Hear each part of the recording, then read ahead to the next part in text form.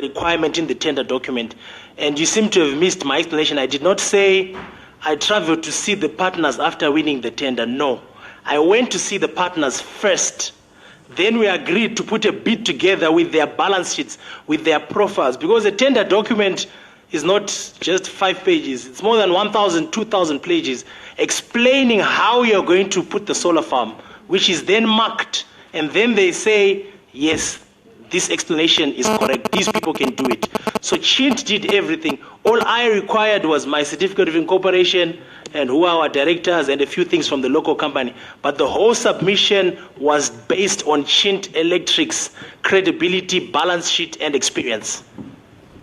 Chairman, just on a point of order, Chairman. Can I just answer the questions right through? No, just on a point of order, Chairman. On a point of order, just hold on. Yes. Thank you, Chairman. I think, like what Mr. Chivayo just said, so can we safely say his company, Intertrek, was just a briefcase company? Can he admit that? Because from what he's saying to us now, the major company was Shanti, whatever he's calling it. Intertrek was just a briefcase company. Intertrek had no experience, it had nothing to do with what was supposed to be done. So the whole idea was Intertrek was just, he formed actually Intertrek specifically just as it being a briefcase company. Can you just verify that? I think that question has been asked by Honorable Joe. I think that he will respond to that. I think... My follow-up question before he passes there. My follow-up question is that, Mr. Chivayo, can you admit here that you abused the privilege of being a local? Because your company was just a facilitating company. You had nothing totally. So can we say you abused your privilege of being a local citizen to go and get people who have got money, who could come by their own, to come in and invest, and then you just benefit? And because the advantage and the disadvantage here is, if you're a local, you tell us that there's a discount that you are awarded. If it's not your local, he pays much more money. So the country has actually lost money because you intermediate as a local and you get a discount which was supposed to be coming to your company if you had invested with your money. But that discount went to a foreigner who is not supposed to benefit because he's not a local. Thank you for your question, Honourable Member, but this is normal practice. This is how tenders are participated.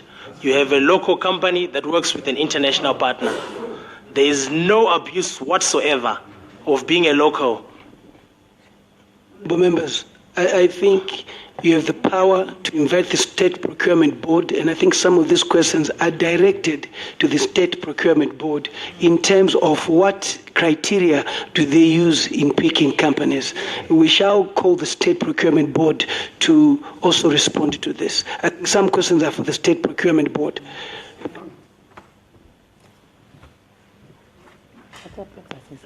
Thank you, Mr. Chairman. I was just continuing. His other question was that, are you related to the former First family? And was there any assistance from them to win? I'm not related to the former First family, and at no given time did they interfere or assist me. Tenders are awarded by the State Procurement Board. The First family does not and have no influence whatsoever, in my respective view, to the operations at State Procurement Board. Mr. Chivayo, you are prevaricating. Let me warn you. You say tenders are for the State Procurement Board. The question which you have not answered, you went to the Minister of Energy. And you still have not answered that question. And you cannot answer questions as and when you feel like answering them. The real issue which is sticking is how the tender was won. You went for a process, you lost. You went to the minister. The minister went to cabinet. And it's not a secret that the former president was no longer in control of this country. That's the reason why Parliament impeached him. He said the First Lady was de facto. So the honourable member is going to a legacy issue which we all know about, that the former First Lady was in control of government. And as a result, you had lunch with her. So that is where it is coming from. And ministers were reporting to her, just like Vice President going in with notepads. So that issue is critical for you to understand the background, why the Member of Parliament is asking that question, in that the First Lady was the power of the government of Zimbabwe. So he knew having lunch or connections with them, was it not to influence the decision of a cabinet minister who then took your issue to cabinet? I think this is where you need to really clarify to the committee at the end of the day. Chairman, where's in Dubai, or the lunch in Dubai? Honourable Member, I think you are out of order. I think let us stick to the core business. Thank you. Can you clarify those issues? Thank you, Mr. Chairman. I think this august House is mixing up the tender that I eventually signed. Is not the same one that I'm saying was cancelled, and then I went to the minister. After it was cancelled, it was then cancelled again after we failed to agree. I thought I explained that. So I'm not saying this one was lowest bidder to specification. No minister called. And Minister Mavaire was 2013. This was now Minister Undenge when we signed. So you're mixing up, and then you are saying you went and you saw a cabinet minister after having lunch. Lunch was 2015 in Dubai, and then Minister Mavaire was 2013. So they are completely different. You're just adding up something. Mr. Chivayo, I think it is important that you understand, and where there is clarity, I think this is emanating from the first tender, which you lost, if we heard correctly. You lost it, and you went to the minister. Are they right or wrong in saying that? Yes or no? Yes. Thank you. So to me, this is where it's all starting from, that you lost the tender, you went to the minister and said, you're a son of the soil, why are you not giving the tender? Yet there is a process which should be used in appealing if you're not happy. And you very well said there is the court process. And members of parliament are still asking, if there is a court process, why did you not follow the court process? Litigation is always... There was a point of order. Honourable Mtayami. Thank you, Mr. Chairman. My point of order, Mr. Chairman, I would kindly advise Mr. Chivayo, through Mr. Chairman, if he can clarify as to whether what he means when he says honourable members of the August House, they're mixing up things. He has to withdraw that. We are mixing, coming all the way to mix up things here.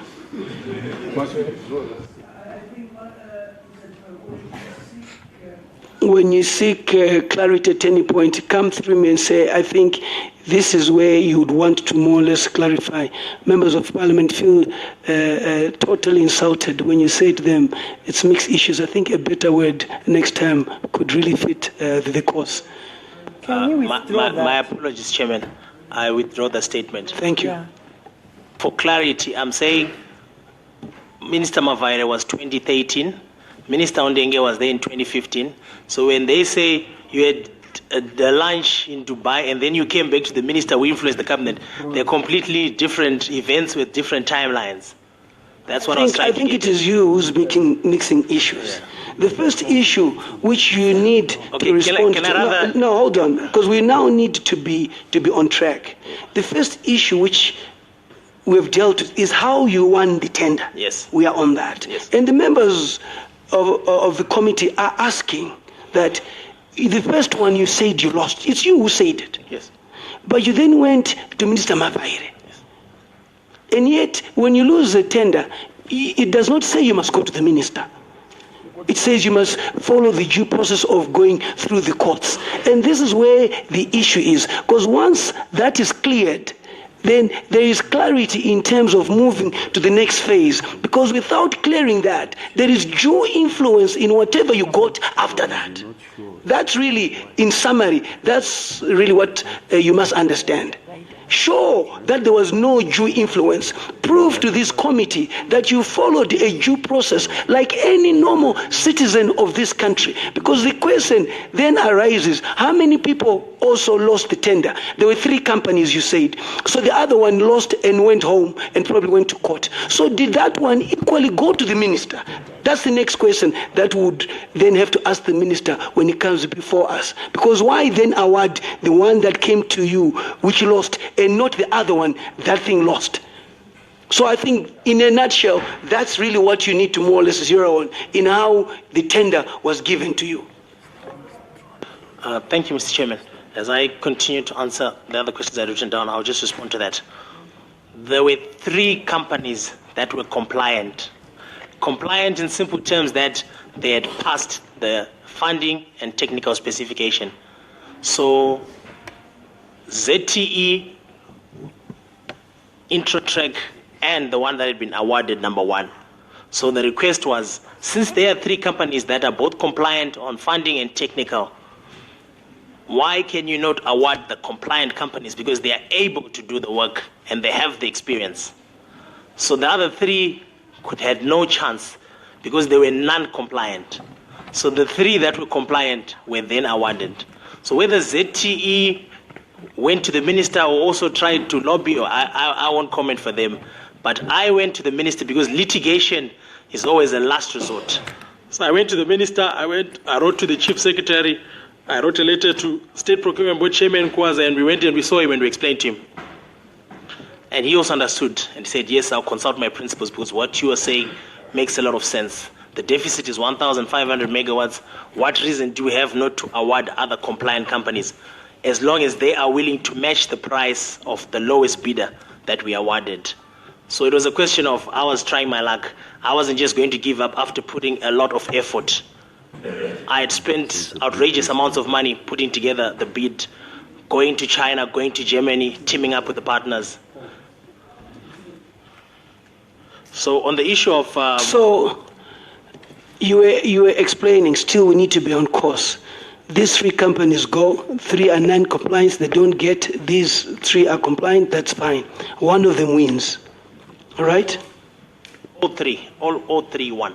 All 3 were awarded. All 3 won the Gwanda? Not Gwanda, Gwanda and Sugamini and Munyati. All 3 won? Yes. So when you went to the minister, you were going to minister to appeal on what? To say these 3 compliant, is it not feasible for you to award them because they are compliant? Looking at the issue of power shortage. The issue is this: you went to the minister. Yes. You went to the minister before you were awarded. Yes. Exactly. Yes. That's what the issue is. Yes. You went to the minister before you were awarded. Yes. So why go to the minister and avoid a due process which is there? Well, that was due process because I then wrote letters right to the minister, to the State Procurement Board, and to the chief secretary saying I was going to try and go to court, but once I go to court, it would then stop the one who has been awarded until my determination of my legal battle. So in the interest of everybody's time, what was the basis? If I go to court... I don't know. Are you aware that you are now getting the chief secretary to come here to this committee and respond? So we're taking note of all this. So the chief secretary can now work outside the State Procurement Board. So the question is, what is the purpose of the State Procurement Board if we have executives interfering? And the whole point of the State Procurement Board is for fairness. But if you're now naming these people, clearly illustrates there was undue influence to you being awarded that. You've spoken about the Minister of Energy.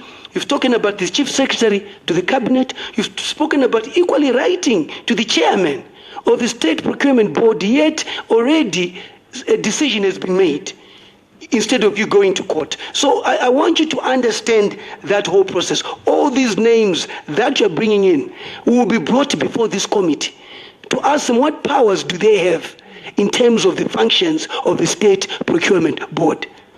I hope you're taking note of that. Indeed, Mr. Chairman, thank you for that. I wrote letters to the Chief Secretary, and the response came signed by the Deputy Chief. Must have been Luke, the one who was in charge of Zimaset cluster. But I've got all the responses. And if this House would like to see them and the letters I wrote to make a follow-up, that is very possible. So, in summary, what did the thing response when you wrote? What was the response? The response from the Chief Secretary said that we are aware. We confirm receipt of your. It copied State Procurement Board. We are in receipt of your letter talking about power, and we recommend that wherever necessary and possible, the country needs more power to ameliorate the energy shortages that the country is facing. Please find a way to resolve this without having to delay national projects. And that was it. Resolve what? So the Chief Secretary to the President and Cabinet, The Deputy Chief, that is the one who then responded, was in charge wrote of Zimaset. that letter. Can we get the letters you wrote and the responses Yeah. to this committee? When do you think we can get that? I'll just look for them and then I'll We need to have a time frame. Can we get those? When can we get those? I'll go and start looking for them, yes. You're not still giving us a time. I think by the end of the week, I should have found them. Thank you very much. Okay. So, this was the question I was responding to, are you related to the former First Family? I'm not related to them. Then the next question says, you formed Intertrek in 2012. A year later, I signed a contract with a year experience. It was not about So the other question you missed out from Honorable Ndebele is that what are your qualifications? I have no qualifications. I'm not an engineer. I just run the company based on experience.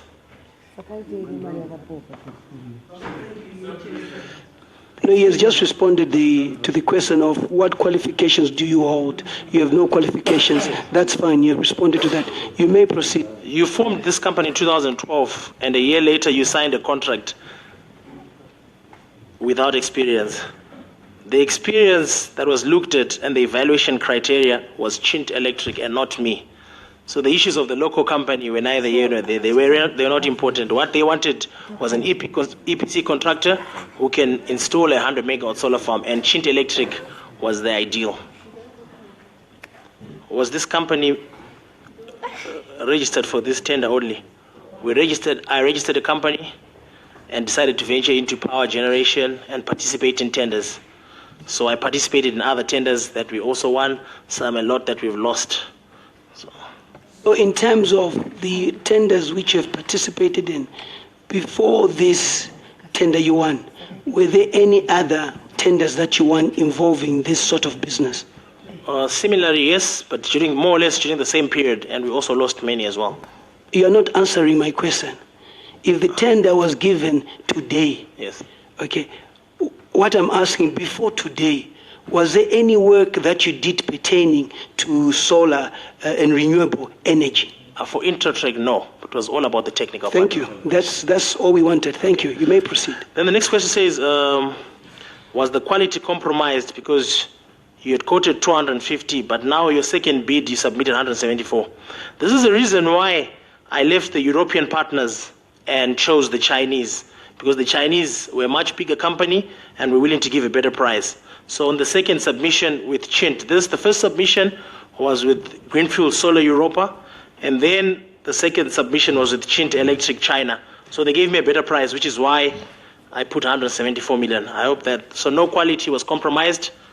It was still a big company, just in fact much better than the Germans. Chairman. Follow up. Thank you. That was my question. I think, Honorable Chair, the man is under oath. If we know it takes 50 liters to get to Blawayo, and then a man comes back and says, I will now use 30 liters, quality was compromised. He must just accept it.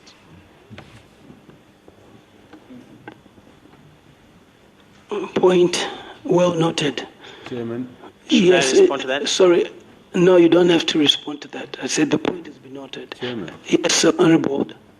Chairman, I haven't been answered yet. The reason why I'm saying I haven't been answered, I asked him, he kept, in his presentation, he kept saying, He's still responding to certain questions. Some are follow-ups coming through of people who asked the questions, so I have to go back to them. Okay. So let us allow him to finish responding.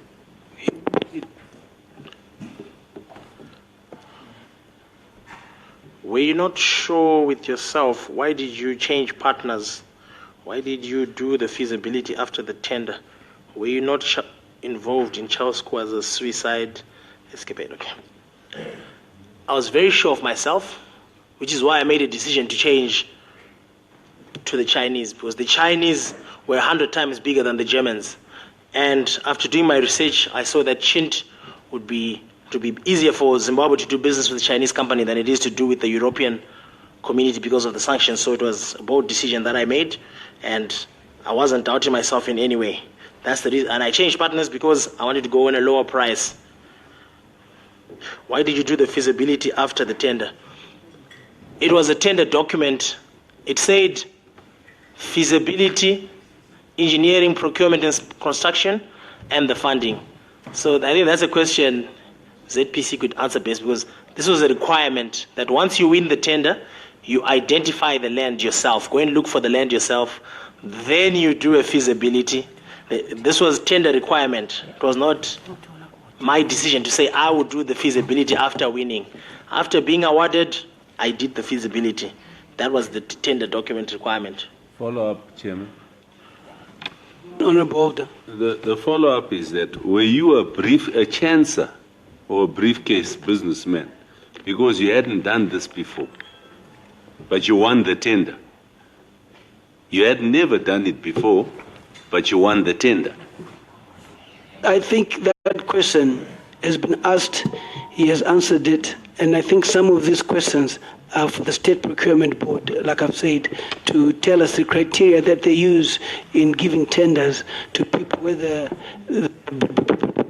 briefcase business people or not. And just to answer him as well, when you say briefcase businessman, it's a question of how you want to look at it. I think I've said that it is for the State Procurement Board to ask the criteria that they use in picking. Yeah, I don't think if you're a true businessman, I don't think you want to really respond to picking, unless you are a briefcase businessman, you can respond. Thank you. Point of clarification. Thank you, Honorable Chair. Right, you mentioned that on the tender document, he was supposed to look for the land himself. So how much did he pay to Gwanda Town Council or Gwanda Rural Council for the project? No, but tender decide first. Should I continue the question or should I answer that one first? Continue the questions which were given to you first, and then you can answer that later. Thank you, Mr. Chairman. Were you not involved in Charles Kwaza? I didn't know Mr. Charles Kwaza personally, and I was never involved in his personal life. I just knew him as the chairman of the State Procurement Board until his dismissal or resignation. May we know when you were awarded the tender dates? I wouldn't have the exact dates, but I remember that we signed the contract on the 20th of October in 2015. And just to respond to your question, the land did not belong to Gwanda. The Minister of Lands is the one who gave us the land. We went to the Minister of the province in Mat South, who was Angelina Masuku then, and we told her that there's this project. Then she said, okay, there's land. We were given 225 hectares, a recommendation letter, which we then took to the Minister of Lands here in Harare, who then said, this is national project and we're interested in power generation. And then they gave us an offer letter and said, this land here. So we didn't pay anything other than the normal $100 or $50 filing fee and this and this. It didn't cost us anything.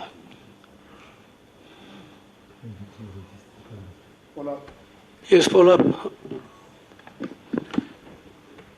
Honorable Chair, when they got the 120-something hectares offer letter, was it 200? 225. 225 hectares offer letter. in whose name was that land allocated? Can you respond? Okay, thank you, Mr. Chairman. The tender said identify a piece of land. So as part of that requirement, it was Intratrek who had to say, we have found the land and it's here. So the land, or the offer letter was in Intratrek Zimbabwe's name. But after signing the contract, we then handed over the land to ZPC in the interest of funding structures where the banks would be more interested in having ZPC own the land. So the minister withdrew the land and then handed it over to ZPC. But back then, it was in our name.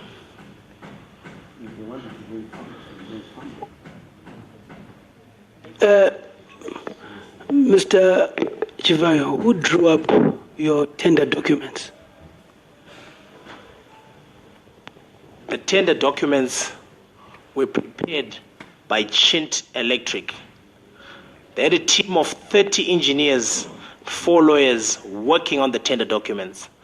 The tender documents came from China sealed. The Chinese are very skeptical and they don't trust anybody. So right till the tender day, they come holding their documents and you go and submit together. They won't even tell you the price. You give them a guideline and they submit. So the tender documents came sealed and signed from China. All we added was our certificate of incorporation, who are the directors, our tax clearance, just a few documents we added into the funding proposal. Everything else came sealed from China. What did you say to the allegations that Mr. Kajanje is the one who did your tender documents? Those allegations, with all due respect, are baseless and nonsensical. Don't you think this is unparliamentarian language? We are in Parliament. We are not in Hollywood, neither are we in Dubai. I think you must respect Parliament and use the right language. May you withdraw that and replace it with an appropriate word. Thank you. I apologize. I withdraw the statement. Those allegations are untrue. I wanted to put a lot of emphasis, but they are very wrong.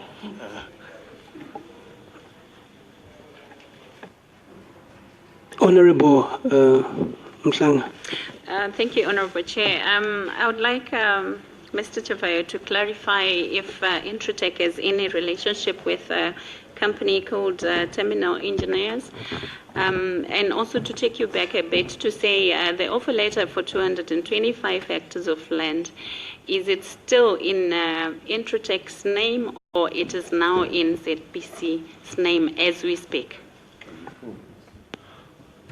As we speak, the offer letter is now in ZPC's name, and Intratech has had a relationship with the company called Terminal Engineers, which Engineer Kajanje owns, on the Gairezi tender. We participate in another tender with 2 companies from India, Bharat Heavy Equipment Limited and Angelique International. So because I'm very thorough, when they brought the tender documents, I said to them, can we have Terminal Engineers just to review that the presentation is impeccable?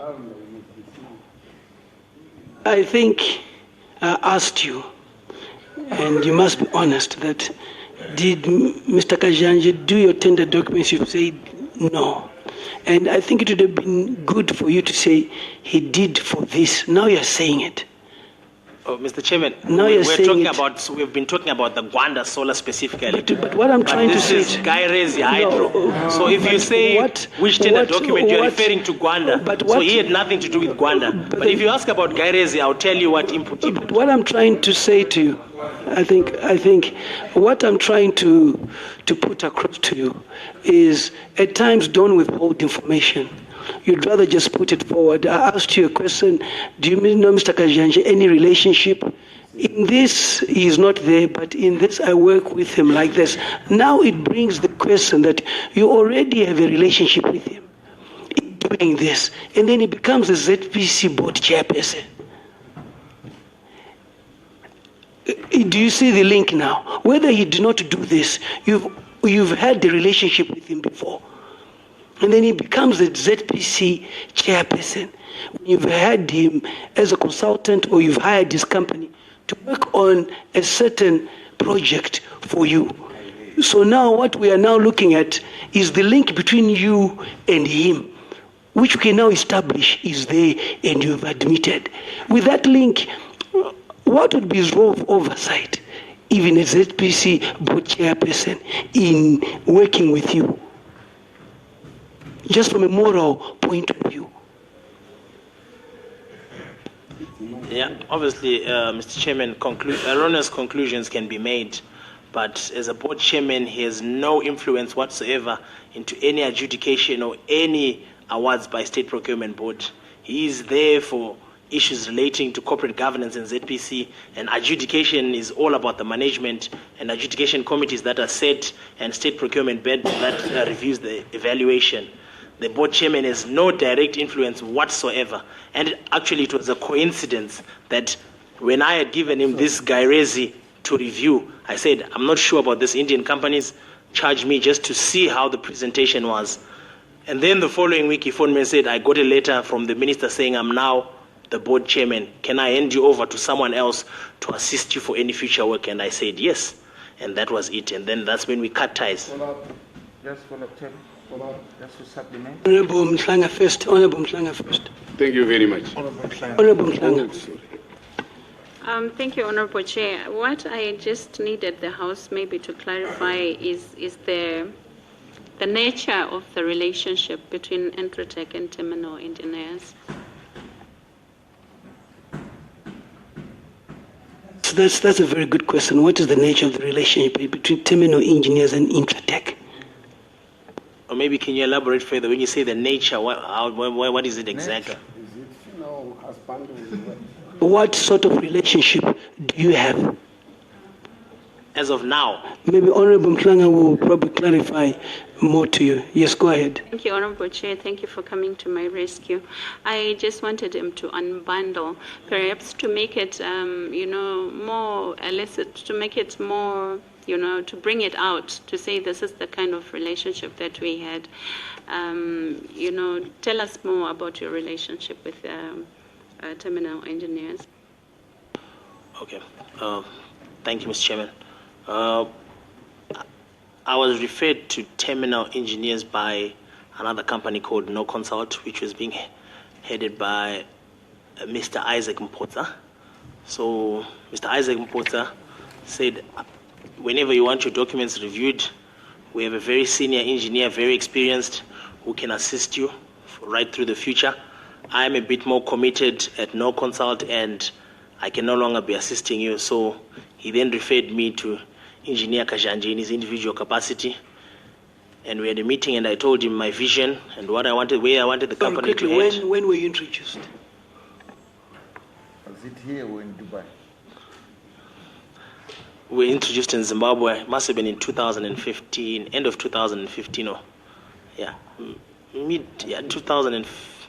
beginning of 2015 or end of 2014. I'm not really sure. I can't remember.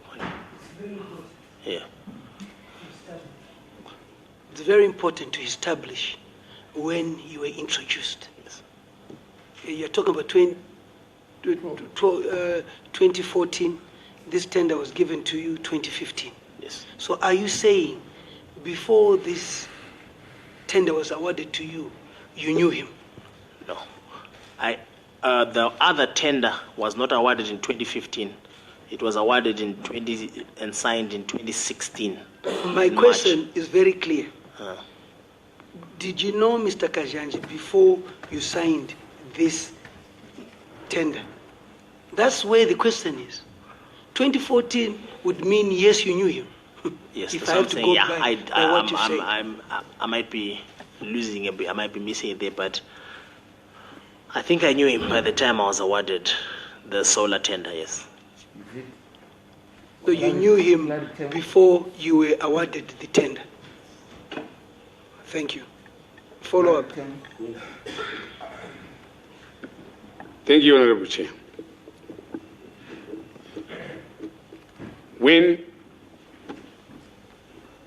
given that he wrote to the Chief Secretary and Mr. Kawaza, it's bad to talk about a deceased and a late person in bad essence. Does Mr. Chivayo agree that Mr. Chivayo, sorry. Chivayo. Yes, Chivayo. Chivayo. Does Mr. Chivayo agree that the State Procurement Board, the resignation of Mr. Kawaza was due to fraudulent and maybe corrupt practices as a board member, chairperson? Does he agree? But he did respond to that. I think that was asked, Honourable Member, and it was responded to. Yeah. No, he did respond to that. I disagree. And for the record, the whole delay for the project was because of Mr. Kawaza.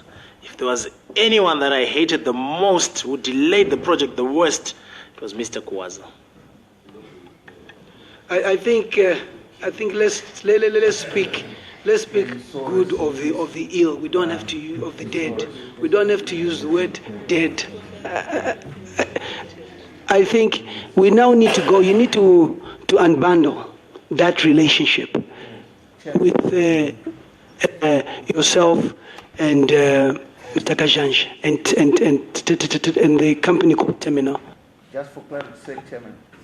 Yes, Honourable.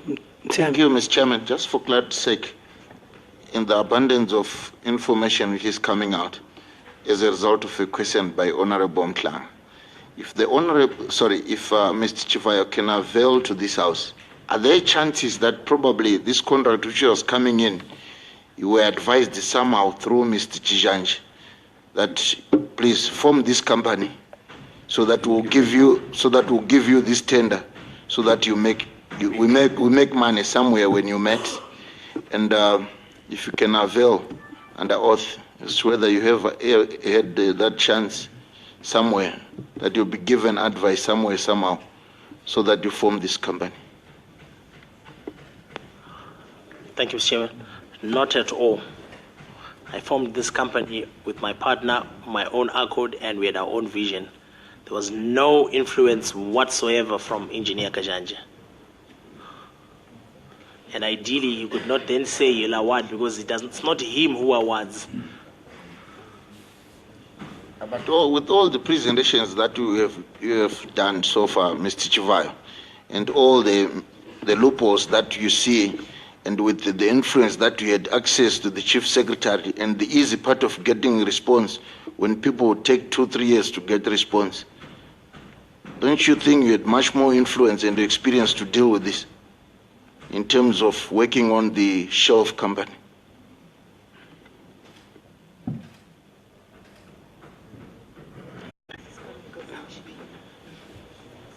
And you said that Mr. Kawaza was delaying the project. Well, why do you say so? If we know government is very slow, and if it was part of doing his job, why would you rush to say he was slowing down the whole process? I mean, and secondly, Mr. Chairman, yes, that he hated him. A deceased, you will never say you hate somebody who was late. He has got families, and they are listening to that he hated it's uncultural according to Zimbabwe's laws. I think he withdrew that. Did you not withdraw the word hate? Yes. Yeah, it's total uncultural. I think Yes. Honourable. Okay, I think, can you continue to unbundle? Okay, my apologies, Chairman. For us as business people, when you wait 1 year or you wait for 2 years, and then you look at the power shortages, actually you have every reason to feel that there's delay in whatever processes that are going through. So in our view, there were a lot of delays because normally they would award tenders in a shorter space of time, in 4 months and 6 months, but this kept on dragging on and on and on for years. So this is actually what we thought. But Mr. Kwaza is not here, so we'll not really ask him.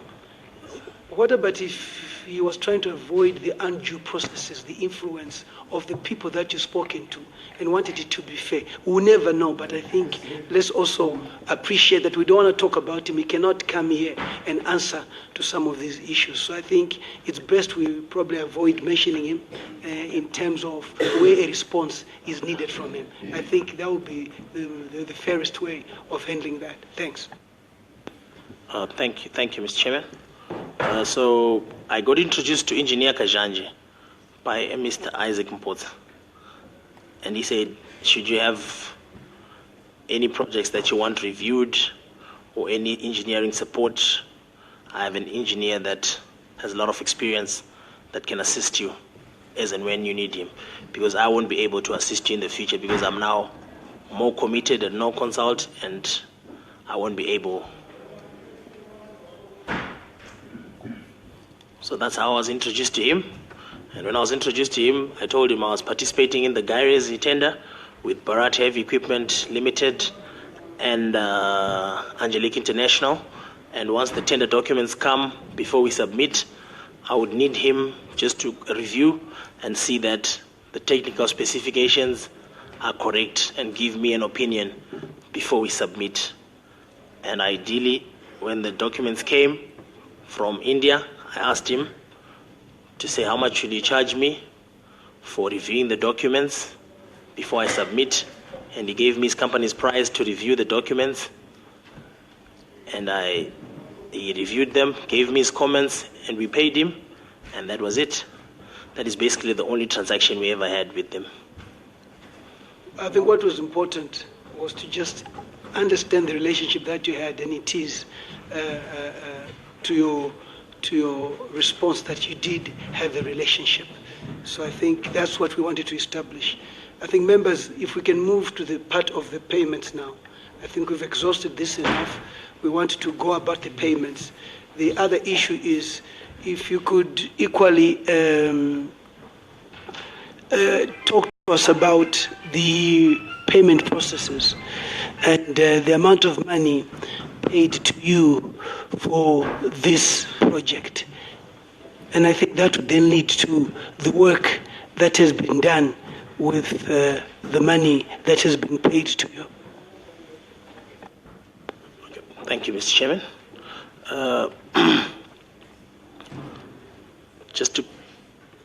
It will explain as I continue from the award and during the feasibility. As part of the pre-commencement works, we agreed that it would be 1 million over 4 months. And then feasibility. My point of order, Honorable Chair, is Mr. Chivayo has got partners representing the other stakeholders or his partners.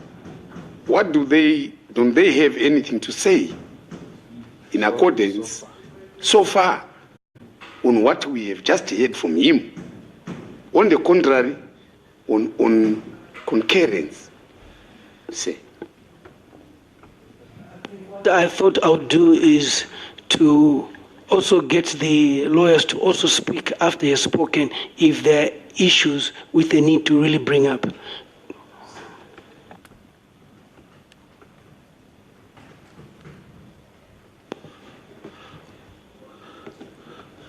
So, as part of the agreements in the contract, we said we would do pre-commencement works at $1 million a month over 4 months. So this figure was kept at 4 million, and then that was excluding VAT, and then feasibility was 2.1 million. That was the cost. So we then embarked on the pre-commencement works. First of all, the commitment in terms of the contract was to pay me $2.1 million for the feasibility study. I went to the managing director. Just interruption. There's a car, ADI 9498. ADI 9498. Whoever is the owner, can you please move your vehicle? ADI 9498. Thank you. Proceed. So the initial payment was supposed to be for feasibility studies, which was 2.1 million. So after raising an invoice, I went to the managing director of ZPC, who was Mr. Noah Guariro, and I presented the invoice for the feasibility. Then Mr. Guariro said, for the pre-commencement works, they required an advance payment guarantee. So, well, the whole amount, which would have been close to maybe 7 million. So, as they required an advance payment. Honorable Chair. Yes. Please, can we have the exact figures? Can we have the exact figures? An advance payment guarantee can be for a small amount that you are just getting paid. But I'm saying for the total of the pre-commencement works, it would have been 8 million. In this case, how much were we talking about? I beg your pardon? In this case, how much were we talking about? We're talking about 2.1 million. Okay. So, Engineer Guariro then said, the problem was for anything, the pre-commencement works, they required an advance payment guarantee in terms of the contract. But I then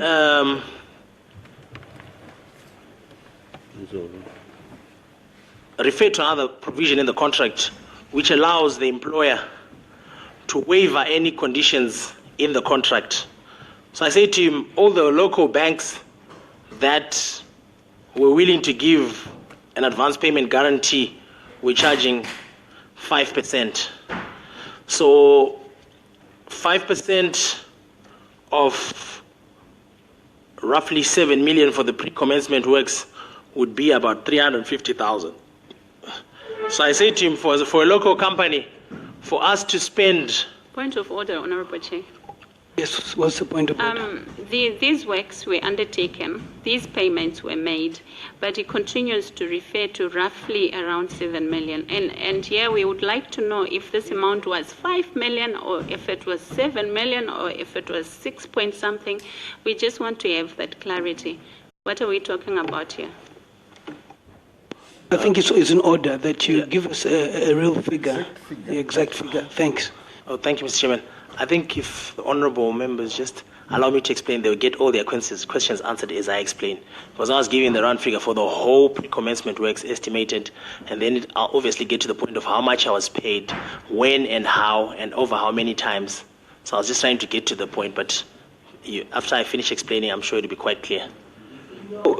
You know, when you're dealing with figures, you don't explain much. Figures explain themselves.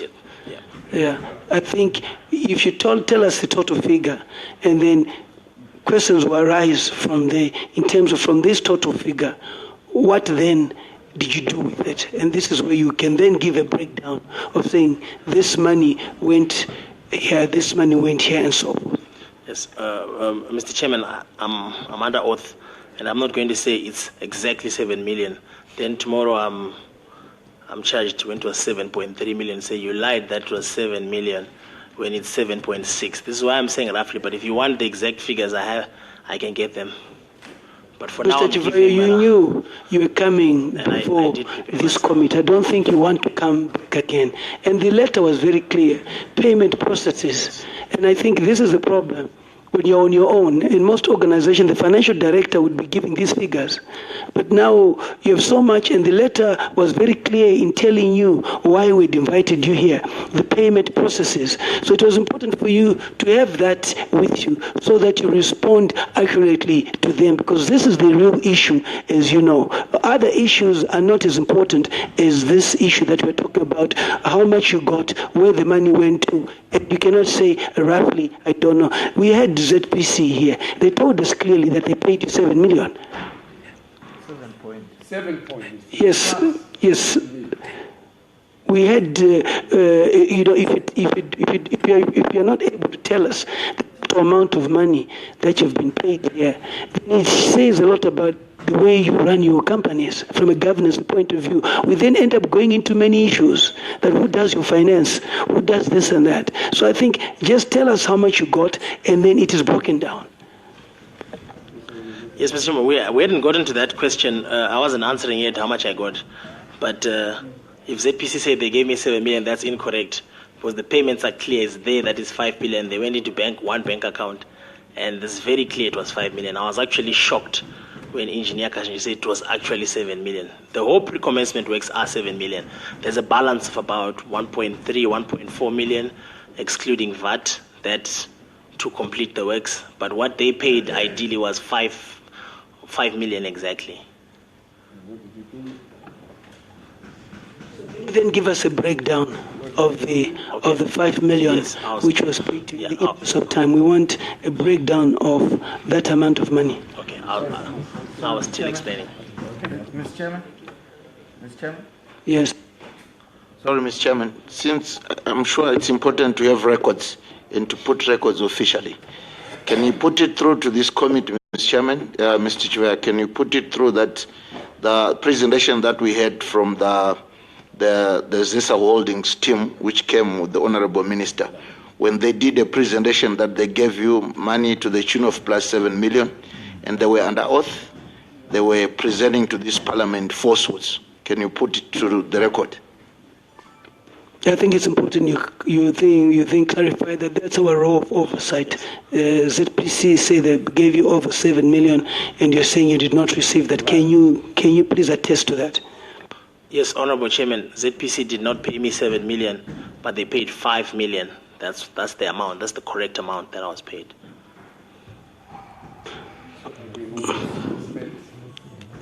So can you? The issue of the 5 million dispersed, first of all, was there not supposed to be a bank guarantee? I think, as I was explaining, I was going to get to that step by step. Remember, I was just about to get to that point. Anyway, I then went to the managing director and said, in provisions of the contract, the employer can waiver some of the conditions in the contract in the interest of progress of the project. Then Engineer Guariro then refused to pay for the feasibility, although he said his engineers were looking at it and reviewing it. Again, I went to the erstwhile Minister of Energy, Mr. Undenge, and I presented my case to him that I had completed a feasibility, which was to the tune of 2.1 million, and the project was on a standstill because as a local company, I had no capability of getting a guarantee with the fees that are being charged by local companies, and the feasibility, I'd already submitted the feasibility to ZPC. So, Chairman. Yes, Honorable Tim. The idea, having gone through the management at ZPC, he had to usurp that process. He went to the Honorable Minister to seek influence. Was it purely so that he will go against social corporate responsibility, lay down rules? Is it in perpetuity? Is it in propensity to the presentation that he did earlier on when he failed to get the tender? He had to go to the Honorable Minister. Now he fails to get this 2-point-something million because condition has not been met. He has to go through to the Minister. Is it a character that whenever things fall apart with regard to rules, you subvert them using senior influence? I think we will get to that. I think that's a pertinent question as we go on. I think the issue is you tend to go to the higher offices. The managing director said no, but the managing director reports to a board. The board has got a group CEO. The group CEO has got a chairman. There's a PEMSEC and so forth. But of course, no one questions who you must go and see. But this is just what members of parliament tend to be kind of picking up. I'm sure they'll ask questions why they brought this up, but it is noted. May you proceed? Okay. So I then presented that to the Minister Ondenge to say I've already submitted a feasibility to the tune of 2.1 million, which they are already reviewing, but they are insisting on an advance payment guarantee. And I had proposed to them that they do payments in milestones, basing on what work I had delivered. And that was a provision in the contract that they could use milestones of what work I've done, and then they pay against that. The minister said he would look into it and also consult his principals in the interest of the progress of the project. I was then called by Engineer Guarire a week later, and he said to me that he got specific instructions from the minister that the project must proceed and there must be no delays, as the project was very important to the nation. So he was paying the feasibility study to the tune of 2.1 million. That's when I received the payment of 2.1 million for the feasibility. Members, you don't have to really shout. I think you're honorable members. So I was paid 2.1 million for the feasibility, and I delivered the feasibility. Sorry, you were paid that without a bank guarantee, because you did not get a bank guarantee. Yes, I didn't get a bank guarantee, but remember, I delivered the feasibility. So a bank guarantee is to guarantee the money you are being paid for something you have not done. So in this instance, I had done the feasibility. So a payment was just due to me because they had it. So a guarantee is called an advance payment guarantee, that we are advancing you. Give us security that in case you don't deliver this, we are safe, we are secured. So I had given them the feasibility. But obviously they kept insisting that... A bank guarantee and feasibility are two different things. You cannot say a feasibility study is a bank guarantee. What is the purpose of a bank guarantee? If you fail to, then the bank guarantee kicks in. If we all understand business at the end of it. So how do you then compare a feasibility study to a bank guarantee? I'm not comparing the two. You're not understanding me, Mr. Chairman. No, the question before you is, did you got, my questions are very simple. You got 2.2 million without a bank guarantee, yes or no? There was no need for a guarantee. I had delivered. The guarantee was to secure in the event that I don't deliver the feasibility. But in this instance, I had delivered the feasibility. So I was being paid for work done. Okay. For us that you did not get a guarantee. Yes, I was going to come to that. No, I want to take you back. You did mention to us that you did not get a guarantee. Did you not? Yes, I did. So when you're trying to get a guarantee, it was for what? It was for the whole amount, because they were all classified as pre-commencement works. You were still given money for 2.2 for the feasibility, but without a bank guarantee. Yes, because they had been separated from the pre-commencement works. But the question before you is simple. A bank guarantee was needed for the whole amount. Yes. Are you with me? Yes. And it's for you to understand that. You got no bank guarantee for the 2.1 million. 2.1 million. This is the question that is before you, because you did go and try and get a bank guarantee, you didn't get it. The next question is that, why did you not get the bank guarantee? Is it because of your previous convictions? Because this is where they come in now. Because we would want to ask, because here is a big project which is being done, and the banks here don't want to give you money. And according to this document, which I have, which you wrote to us, it clearly talks about you mobilizing funds from the local banks and the international banks. Am I right or wrong? So to me, the local banks you went to, and they gave you no bank guarantee. So how then were you going to continue when this letter that you wrote to us, an agreement, clearly stipulates the conditions that the mobilization of resources will be done locally and internationally? But then you fail to attract money locally by not producing a bank guarantee. And then you then get the money. This is where the real question is, Mr. Chivayo. You had no bank guarantee. After going for one, you did not get it. You got the money. And you're also mentioning that in getting the money, when the managing director said no, who was following the corporate governance issues of the bank guarantee, you then went to the minister. And then you are clearly saying that in going to the minister, Mr. Aguero then called you to clearly say that I have instructions, honorable members. Am I wrong? Because this is what you're saying to us. You are saying I have instructions from the minister to now give the money and depart from corporate governance and use the powers of the minister to then allow you to get the money. Are we right or wrong so that we make progress? Oh, well, that observation could be correct.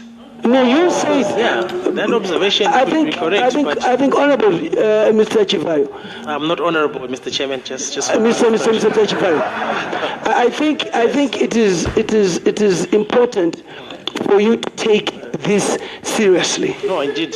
This is not a talk show. Yes. We are trying to ascertain, to understand public funds, how they're being spent. And that's why we're trying to do this. And whether the due process has been followed. Yes.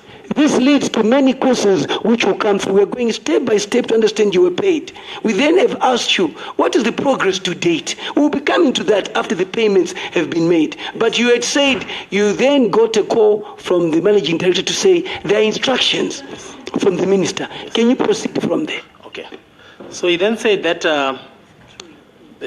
I've received instructions from the minister that we must proceed with the project at all costs, and considering that we have reviewed your feasibility and we're happy with it, we're going to pay you the 2.1 million for the feasibility. Then we agree on the payment of the milestones of the $4 million per month.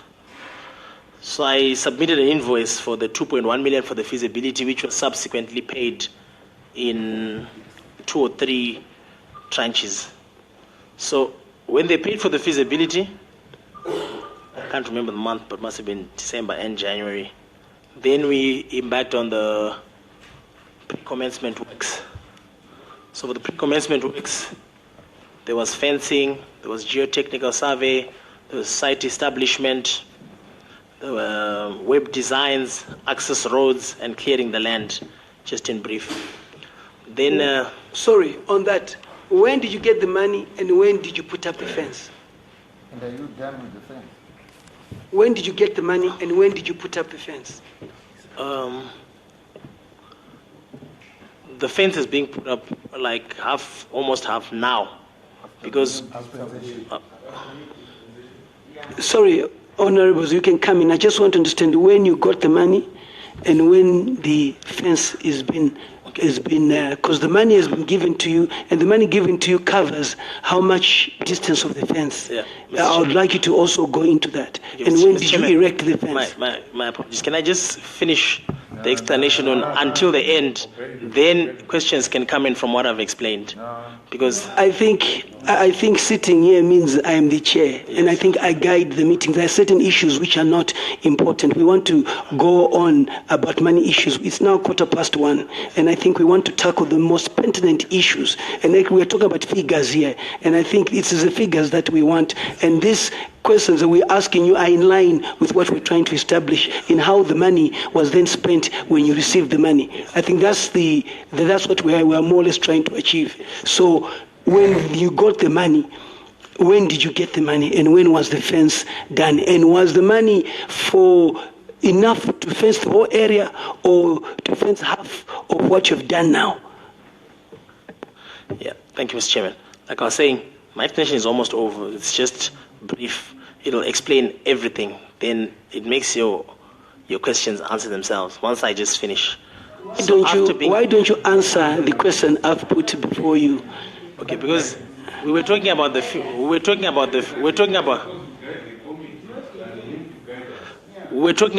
feasibility, which was the first step. Before we spoke about web designs, road access, clearing the land. All that we've heard. The fence came Mr. after. Chivayo. So now you've asked about the fence, which means you've jumped all the other. Mr. Chivayo. Yes. Let's be together. Yes. We totally have understood all that. We are saying you were paid the money. So when were you paid? And when did the work start? And where are we in terms of the work? Did the work that you've started, did the money cover all the work, or there's still money outstanding? Because we said we're here to also help you, to ensure that this project moves forward. It's not only one-sided. We represent everyone in talking to you. So don't see us as your enemies. We also want to ensure if they're not paying you on time, we push them to pay you on time as a recommendation. But if they've paid you on time, we also want to understand the progress of work that has been done when they've paid you. Just a point of clarity also. If he can also explain how that man was paid in terms of disbursement. How was it disbursed? Yeah. The 5 million. All right, so after receiving the money for the feasibility, they then started paying for the... That's what I said in January. January 2016. Yes, January. Yes, for the feasibility. After they paid for the feasibility, then we embarked on the pre-commencement works. We agreed that these various things must be done at the site in comparison to this amount of money there to be paid. So from the 4 million, we agreed that including VAT, it would then be almost 5 point something. They would pay every month and 1 million plus VAT. It would come out to 1,150 something, 1,159,000 each month. So they paid, after paying the feasibility, they paid the payment release certificate 1. We went to the site and we embarked on the works, which was the web designs, getting the road to the transmission line and the road to the substation, which is almost 17 kilometers. And we were also assisting with the environmental impact assessment that was required as well by the banks. And as we proceeded with the pre-commencement works, we then reached a hurdle that after being paid about another 3 million on top of the 2 million, some of the work could not be quantified because it was probably 70% complete. Some of it was 60% complete, but they were only willing to certify the work as done when it's on 100%, when it's 100% complete. So as we were doing some of the work, then came the controversy of the payment without the guarantee, and it leaked into the newspapers that I was paid without a guarantee, and then they stopped paying. So when they stopped paying, because of the resources I had laid out at the site, I had to then demobilize because I had no option, because they now wanted a guarantee, and they would say it was all over the papers that I was paid without a guarantee. One of my partners, we renegotiated. One of my subcontractors offered a guarantee from South Africa, an international guarantee, and then they said, no, we cannot take a South African. Sorry, we want to be consistent. The first time you did not get money, you went to the minister. Yes. So why did you not go back to the minister again this time? There was no basis to go back to the minister because they were saying Mr. Chivayo, let's move together. The first time you did not get money, you went and appealed to the minister. Yes. The minister issued an instruction for you to get the money without the guarantee. That is the reason why I've been talking about the bank guarantee consistently. So why did you not go back to the minister again? For the minister to instruct you to get the money again? Because that is the channel that you were using. So that's why I'm asking. We want work to happen. Why did you not go to the minister again so that he gives you money? But Honorable Chair, you cannot say, why didn't I go back to the minister? I made a decision that it was better to try and get the guarantee. Why? But the first time round, you were supposed to get money through a guarantee. You did not. The managing director said that you can't get the money. You then went to the minister. The managing director then called you to say that, come, there's an instruction for you to get the money. This time around, there was no money. So my question, with your consistency of getting money, why did you not go back to the minister to instruct again the managing director to give you money? I mean, obviously, when a project spills into bad publicity and newspapers, ideally, everybody tends to run away and nobody is willing to. It's good, continue, yes. So when a project spills in the paper. The newspaper, yeah, so I had to go back to ZPC and I tried to go back to the minister was saying at least get a guarantee. He was saying now it's all spilled in the newspapers and it now looks as though there was corruption when there wasn't any corruption.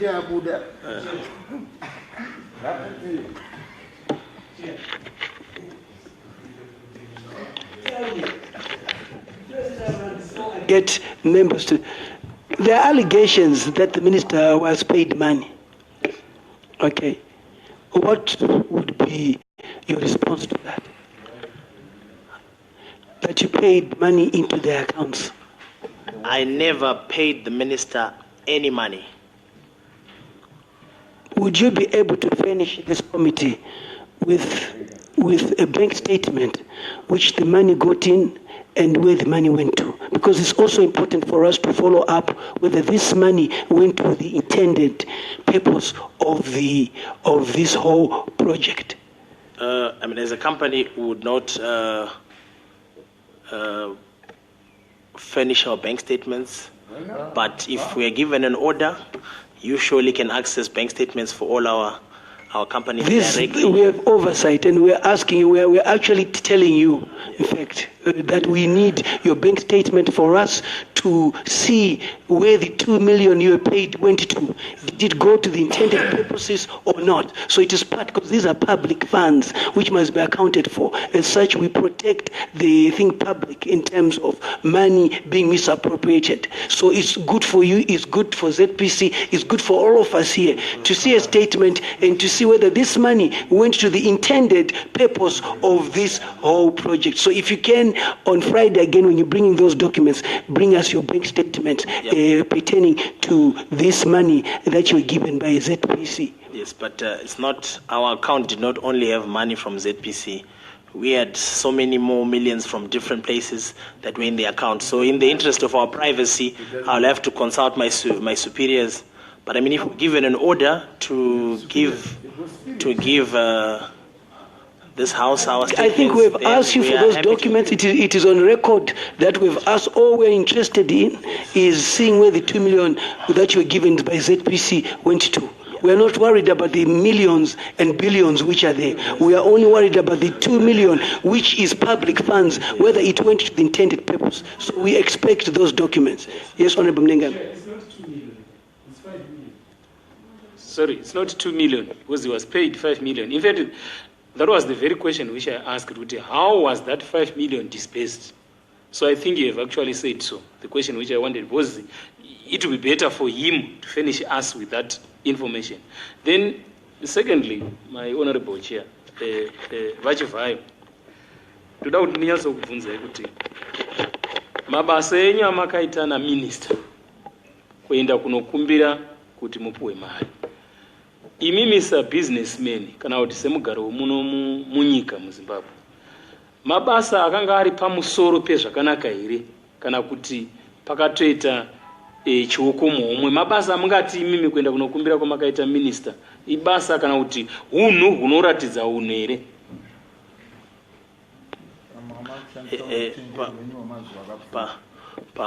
Pamusoro chairman, kwandira hapana chandakatadza. Indiri businessman, ene kana zvinhu zvangu zvaramba ndinorwa, ndinoenda kunorwa, ndinoramba I am persistent. I guess that's the reason why ndichizenge ndichizobudirira kupera kwazvo. Saka ndakaenda ndichinorwa kuti vari kurambirei, indavapa feasibility. Imi ndimi shareholder minister. You represent the interests of the government. Vanhu havari kuramba asi ndakavapa feasibility. Feasibility vaiona hongu vari kufara nayo. Zvikanzi okay, saka rega ndichaconsulta ndizoti ndinozvifambisa sei kune vakuru vangu. Panga pasina chiukomo omwe chaidiwa. Project ndakayawadwa neState Procurement Board after an open tender. Saka hapana paida kuzobhadharwa munhu. Ende kuona minister asi zvinhu zvakaoma. Just on a point of order, stick to the question asked in that in all this, were there no underhand dealings? Because do you know why, Mr. Chivayo? You said before that the first disbursement, the managing director refused. Yes. Then you went to the minister. Yes. The minister gave an instruction. When you needed more money, management said no. But you did not go to the minister, and you said because it leaked. So whether it leaks or not, if you're doing a proper thing, why doesn't it continue? So to me, you say to yourself, it leaked in the media, and the minister stopped. So which says there was something bad happening, because the minister was supposed to continue doing his job despite the leak. Because it's a national project, which is critical for the country. I know that background is critical for you to understand that all these questions are coming from what you are saying. Thank you, Mr. Chairman. Mr.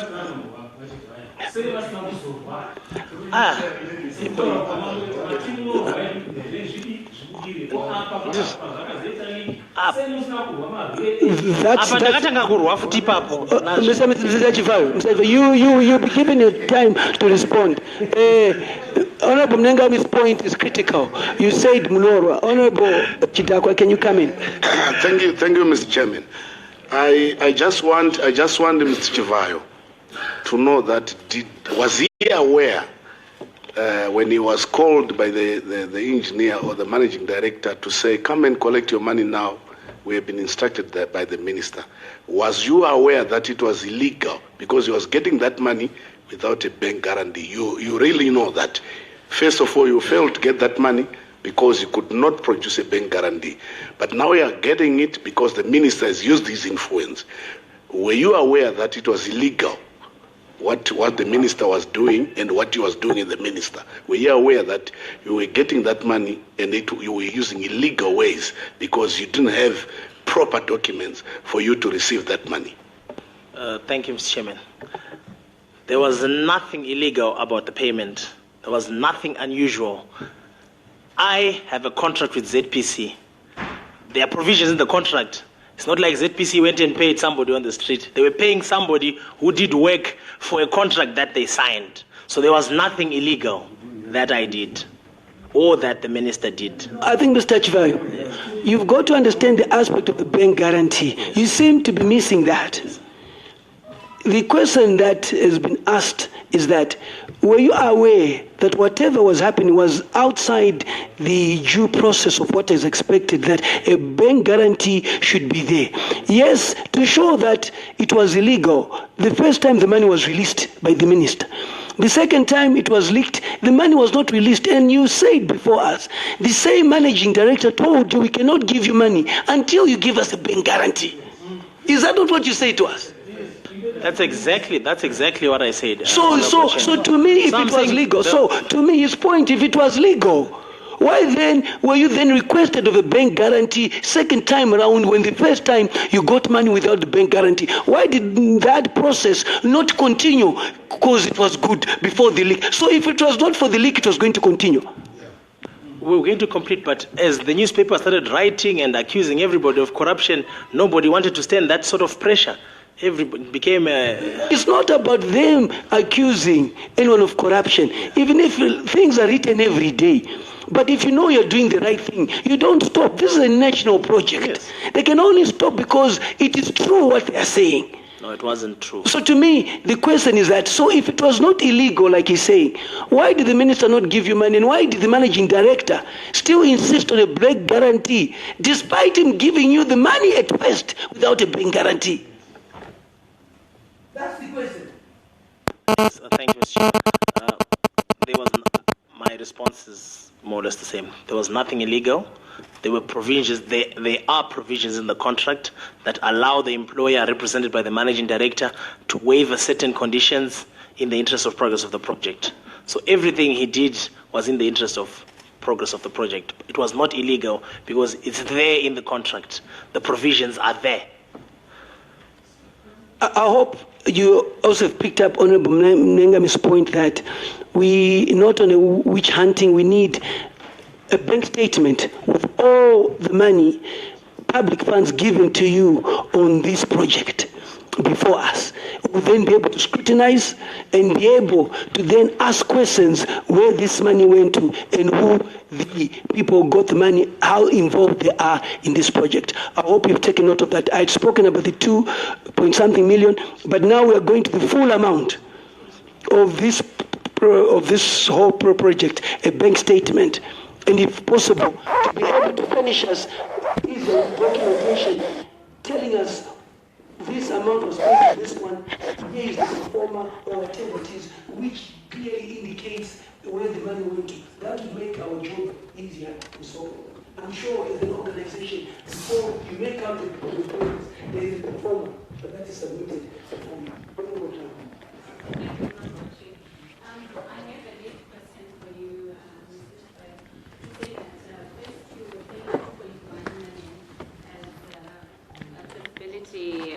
Payment, and then you have your pre-commencement works. You say you were paid 3 million, is that right? Yeah, it was about 3 point something. Yeah. I have a problem with the somethings, Honorable Chair, because we need to have. Because the amounts included VAT, so 3 million. Then the last PRSC, there was a balance of about 1.4, which they didn't. We don't want the balance. We want to talk about the money that you were paid as feasibility payment, yes, which is straightforward. It's 2.1 million, you say. Yes. Like I said, I won't commit to the exact figures since I'm under oath, but on the documents that I'll submit, I'll do a write-up to give a breakdown of how much I was paid, when I was paid, what the total was, and what the balance, because okay, fine. Some figures include VAT, some figures don't, so it's very confusing. So my payment now is what was paid to government as VAT? Oh, thank you, Mr. Chair. I paid about 750,000 as VAT. To government? To Zimra. Yeah, that's government. Yeah. And was that sufficient? Do you owe anything in terms of that project? On the last payment release certificate that they haven't paid, there is a balance of 159,000 for Zimra. But all the other, on the feasibility and all the other 3 payments, I immediately remitted what was due to Zimra. Why is this 159,000 outstanding? It's outstanding because I haven't been paid that amount. It's still with the employer. But honestly, if it's outstanding because you haven't been paid, then it's not owing. I'm talking about the amounts that you received in person. Yeah, out of all the amounts I received, I paid everything. You do not owe anything to Zimra. Well, Zimra don't work. Zimra, once you have an invoice, they want their money. Please, may you answer my question? It's a simple, for the amount that you received from ZESA, you do not owe anything in terms of VAT. This is what I'm explaining, that Zimra requires, once you put an invoice. I just want a simple I think it's answer. a very simple question. Yes. From the amount of money you received, have you paid your dues to Zimra? Yes or no? Yes, yes. Timelessly for that fact. Chikomba, then Honorable Matambanat.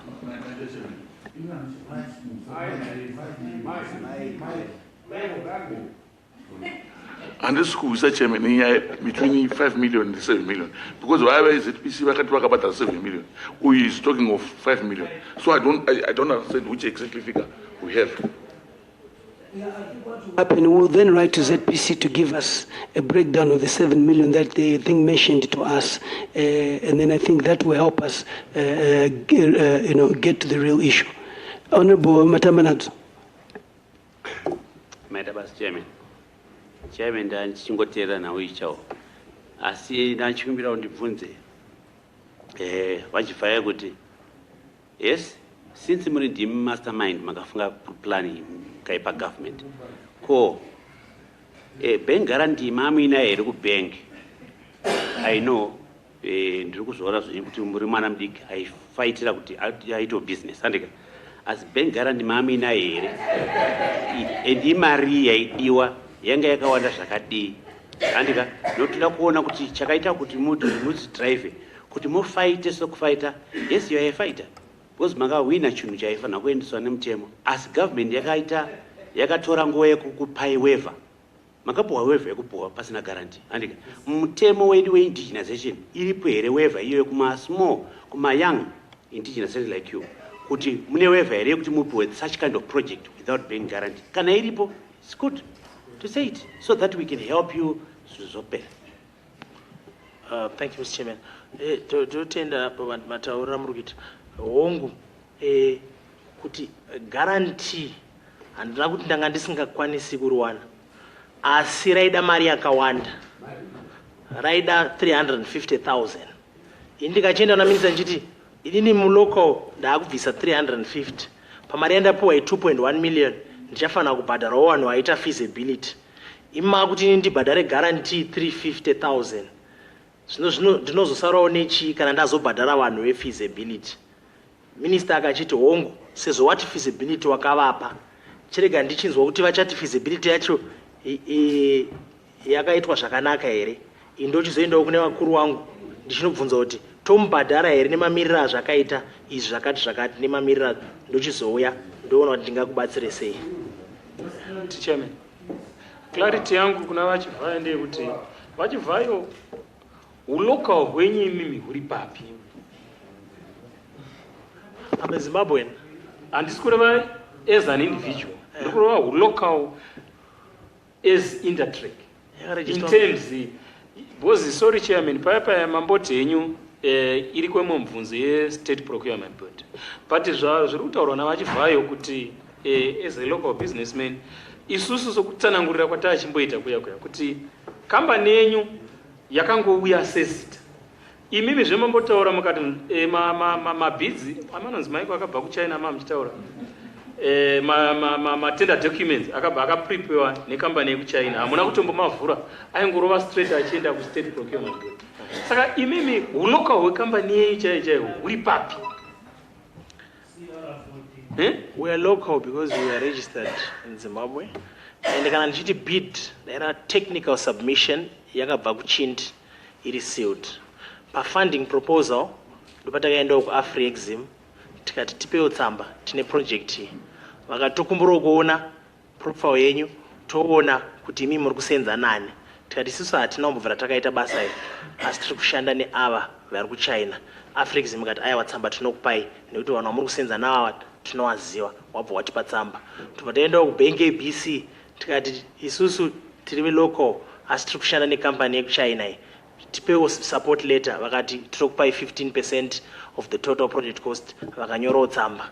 Saka basa redu ranga riri kubatsira pakutsvaga mari isusu tichifamba nezita reavo wekuChina wangouyawo nematsambawo saka wauya takachizovhura funding proposal tobva tachizoidrafta tichiti kuno kuseIntratrek Afriexim yatipa tsamba yekuti kana 400 million tinogona kukupai paproject yakadai kana muchishanda nevanhu ava.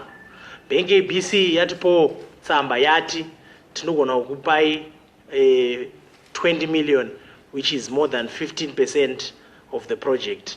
Tikabva ipapo tikaenda ku South Africa kune imwe financial institution yakabva yanyorawo support letter kuti isusu togona kubatsira kutsvaga 15% inenge ichizodiwa kana China yaisa 85%. Saka isusu taimobilizewo tiri kuno tichitawo zvekutsvaga mari mumalocal banks. Saka ndichipindurawo mubvunzo wahonorable chairman wangu achiti pamwe wakashaya mari kana guarantee nenyaya yeprevious conviction. Hapana kana paitaurwa zveconviction pese nekuti hakuna munhu achasvika achiti gogogo pano ndakamboconvictwa. That's the introduction. Hakuna munhu anotaura zveunongofamba usabusinessman ndine company yangu inonzi Mr. Chivayo, some of those comments will invite more questions which will be here until I think the issue of you not getting a bank guarantee is critical.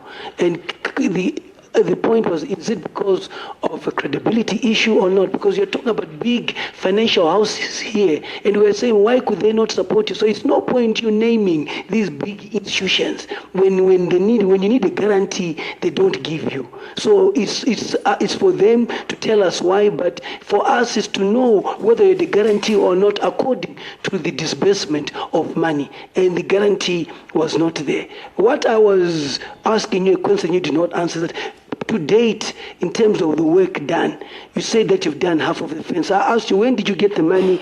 When did you start the work? And the money you got, does it cover the work that you're doing in terms of fencing, or it does not? Thank you, Mr. Chairman. Pre-commencement works, when you're doing them, you have to complete all of them. There's no criteria that defines to say, do the fence first, or clear the land first, but you, as the contractor, choose what do I start with? I start with the designs. Let me look at the road to the transmission, to the substation. Let me start by this. So it's not like when you have a criteria of saying I should put the fence first or I should do this first. As long as you can complete all of them, as they are pre-commencement works before the contract. So at this stage, yes, we're doing the fence, but we're also going to start on clearing the land. When just to turn off, when we had ZPC here, they said that they'd taken over the project. They'd taken over the project. So is it the same project that they're talking about? Because ZPC are saying we're on the ground now, and we are doing it. But you're also saying you're on the ground. You're doing it. So as ZPC, did they lie before us that they've taken over? When they say they have taken over, after these challenges that we faced with the payment of the balance, the new dispensation is 3 months old. We're talking about things that happened a year ago. No, boss. Let's allow him to respond to the question. In taking over, because you're talking about two issues, the same project you're talking about, ZPC said we've taken over because you failed. Okay? They've taken over because you failed. What would you say to that? Well, that's incorrect. Who's on the ground? It's our subcontractors and ZPC. So, but where ZPC is supposed to be on the ground? Yes, because it's their project. They're supposed to be there. In terms of their project, so what is their role in the project? What thing role are they playing right now in this whole The ZPC is the employer, so they're supposed to be present on site to supervise the works and see they have somebody employed on the site. No, I'm not talking about supervising. Yes. They did not say they were supervising. Yes. They said they have taken over the project because of you not delivering. No. So are you telling me all they're doing, they've just got a supervisor who's watching what you're doing, so they have nothing that they're doing? What we agreed was that I brought my subcontractors, they reviewed the subcontractors that I had, and then I brought in a suggestion, which I said, if you pay the subcontractors directly, because I will certainly not be able to get a guarantee. So rather, thank you very much. So you have admitted now that you have failed to run the project and you roped in ZPC are doing it, like you said. So ZPC now have come in. They've always been in. They're the owner of the project. No, let's go step by step. In what you are admitting now is that you have agreed with ZPC to do certain works because you don't have the money. Is that not what you're saying? No. I'm saying we agreed with ZPC that the balance of the pre-commencement works, they pay the subcontractors directly and engage them so that... But who's supposed to pay them from the initial agreement? ZPC is supposed to pay me and then I pay the subcontractors. But we signed an addendum. Now we're going in the right direction. So ZPC diverted from paying you and paying somebody else. Because I said I can't give them the guarantee that they require. But they gave you money to do some work? Yes, but it was combined works for all the pre-commencement works. So the balance that they're supposed to pay then gets to completion of the work. So I made a presentation to them and said, look, this balance, if I spread it around and pay this company, and this company, all these works that are due will be completed. So they said, okay, let's sign an addendum to that effect. Then we pay directly the subcontractors. Then we do the work, to raise money, to finish off the work. Now an addendum is coming in. Because an addendum is after. Yes. So the original agreement does not talk about ZPC coming in. An addendum is after you have failed and it's added, because it's simple addendum add. It means it's now being added because you have failed. Otherwise, it was not supposed to be there. Yes. So you have failed. Thank you for responding to that. Yes, Honorable Madueko, then I'll go to Honorable Sayami, and then Honorable Klanga. Thank you, Mr. Chairman. Order. Order. Thank you, Mr. Chairman. Yes.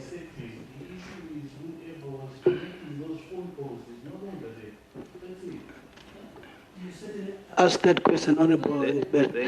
Honorable Madueko, you have the floor. Honorable Ndewele, let's just allow this to... Thank you, Mr. Chairman. You were paid in January 2016. Then they kept January 2017. This is January 2018, but nothing is happening. No fencing, no clearing of the ground. Where is the 5 million point something? Thank you, Mr. Chair. Like I explained, we did part of the works that could not be quantified.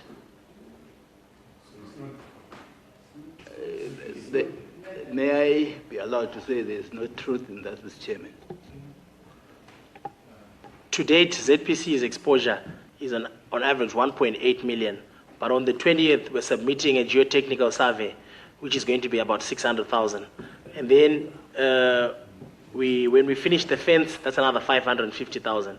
That will leave Mr. Chivayo, you see, you cannot choose to respond to issues that we've gone past. It's pretty clear the intervention of ZPC, according to us here, which is evidence, is that you have failed. So we now understand why they've come in, and we don't know why they are still accommodating you. We will call ZPC before us again to say, how can you then have an addendum? Why don't you just terminate this whole arrangement and have ZPC do it, because clearly it has failed. We cannot sit here and say that this project is going according to what was agreed. Clearly it has failed with the numerous answers that you are giving and where you are failing to give. So this is critical for us to understand that, and the intervention of ZPC is timely, is critical, and I think they must now go ahead, and we now must ask them, what role do you still have to play in this? How many addendums are they going to have in this whole contract? Yes, Honorable Mtsem. Thank you, I'll come back to you. You've already taken my words. There is not much to deal with. No more lullabies here. This country has to move. No more phone calls are happening, so the project is in flip-flop. Those phone calls which were coming, they have been cut. So the contractor is now in trouble. So we must look for genuine contractors. And I also want to add on top of that, Committee Chair, hapachisina need yokuti vachivayo varambe varipo pasaiti yekugwanda. Kana varamba varipo iko hino, zvakureva kuti imomo muZPC machemomo kuna vanhu vari kutorawo mari ichida kuenda kuna Chivayo vachidyawo.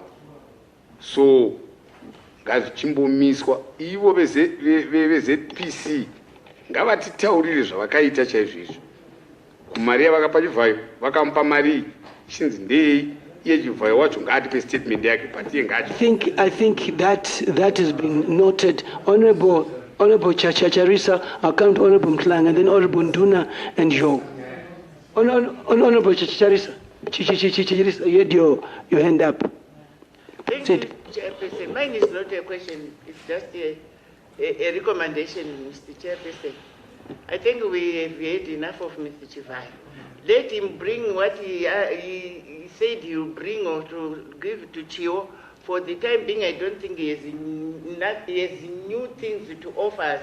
So he might as well leave and we bring in the TPC. Thank you. Mklanga.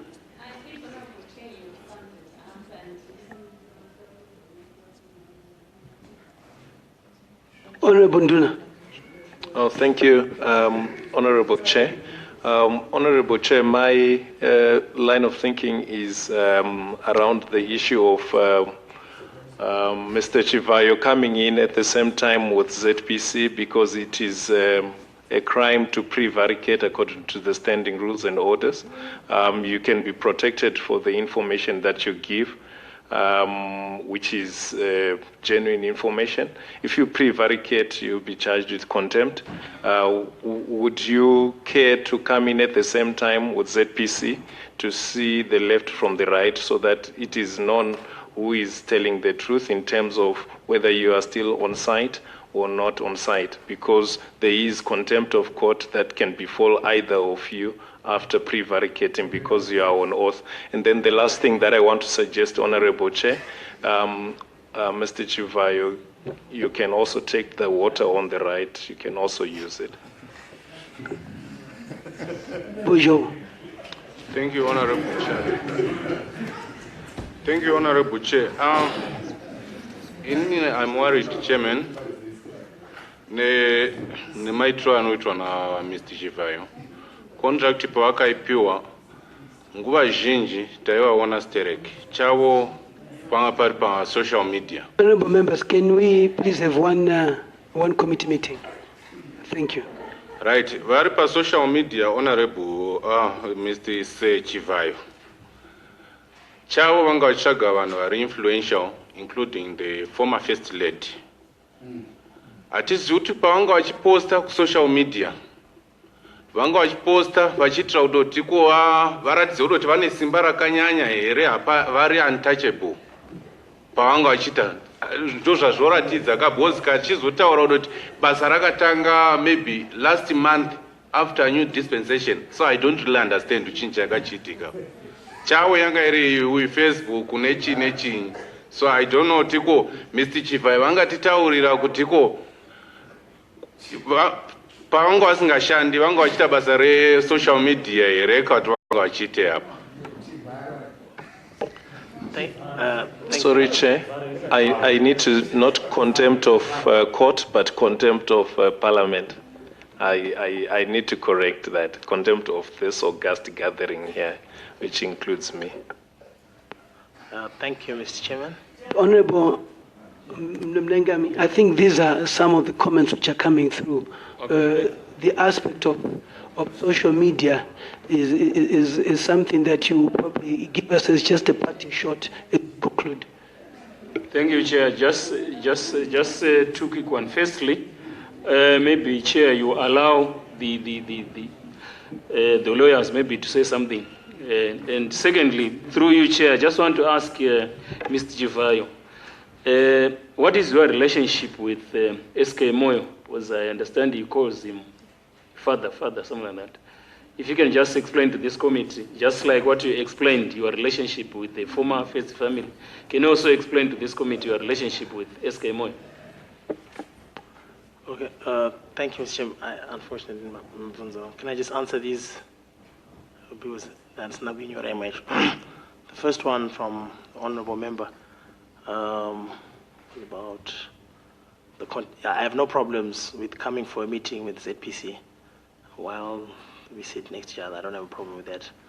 And then mabvunza nyaya social media tikati kuenda pa social media akusi kuti vanhu vazive kuti ini ndiri untouchable kana kuti handibatike. Takangoita ma-challenges atakaita, but pama-issues e-funding ZPC will agree kuti pakuraisa mari ndanga ndiri kumhanya ne-fundraising process zvese zvaidiwa ndichiita.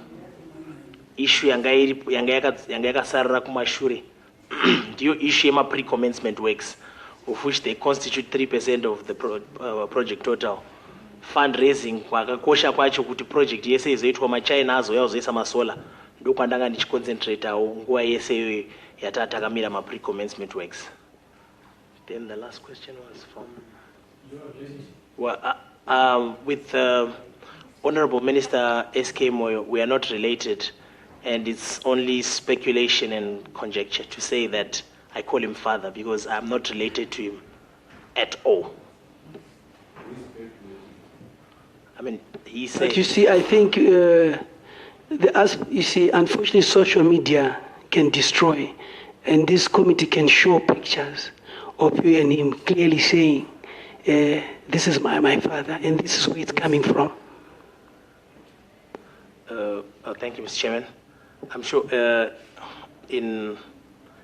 with the social media these days, you take pictures with any honorable. Like if I bump into you, Honorable Melissa, I can say, can I take a picture with you? That does not necessarily mean that I'm related to you. I'm not related to the former First Family. I'm not related to the Minister of Energy or any of the other Ministers of Energy who were there. My interest was just my project, so I always made an effort to see whoever was directly involved or directly in charge or represents interest in my project. Manazo.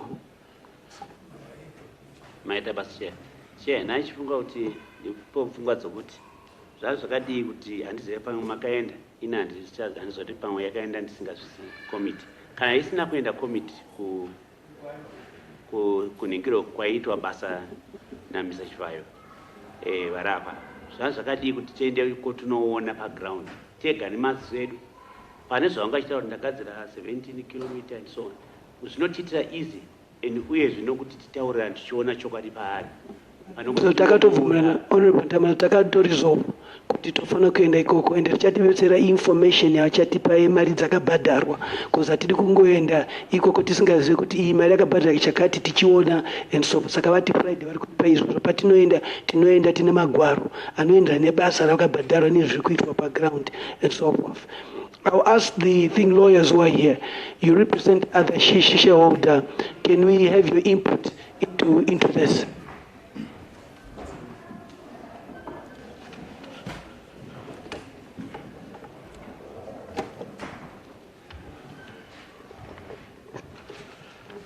Thank you very much, Mr. Chairman and honorable members.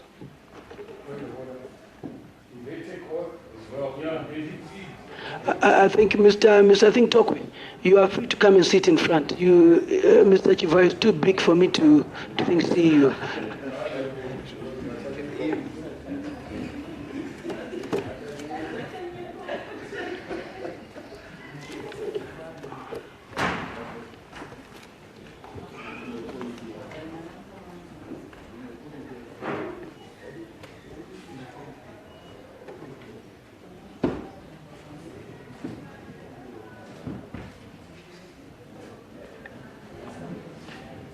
Members, if there are any members leaving without seeking leave from the chairman, we'll just record you absent.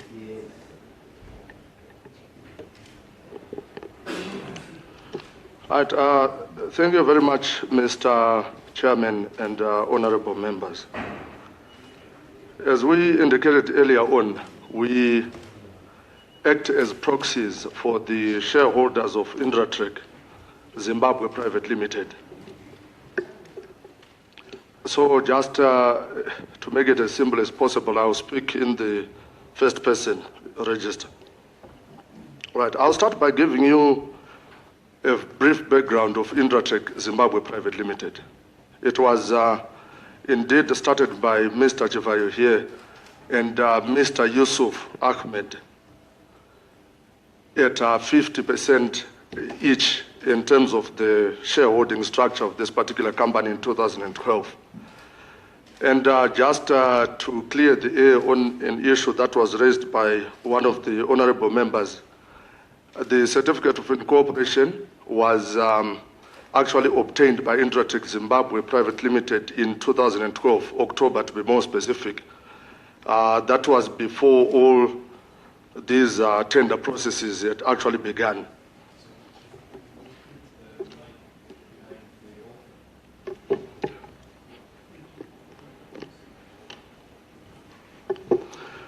Right. In terms of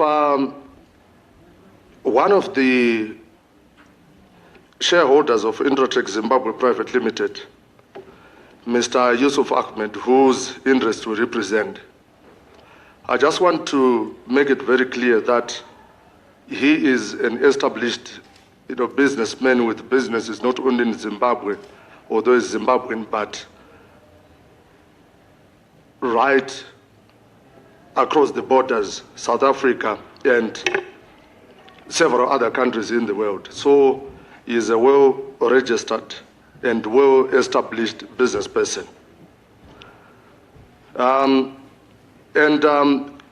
In terms of commencing, because obviously they did not just start by tendering and so on and so forth and getting money from ZPC, etc., etc. There's a lot of money that was injected into this business in order to make sure that this project is up and running.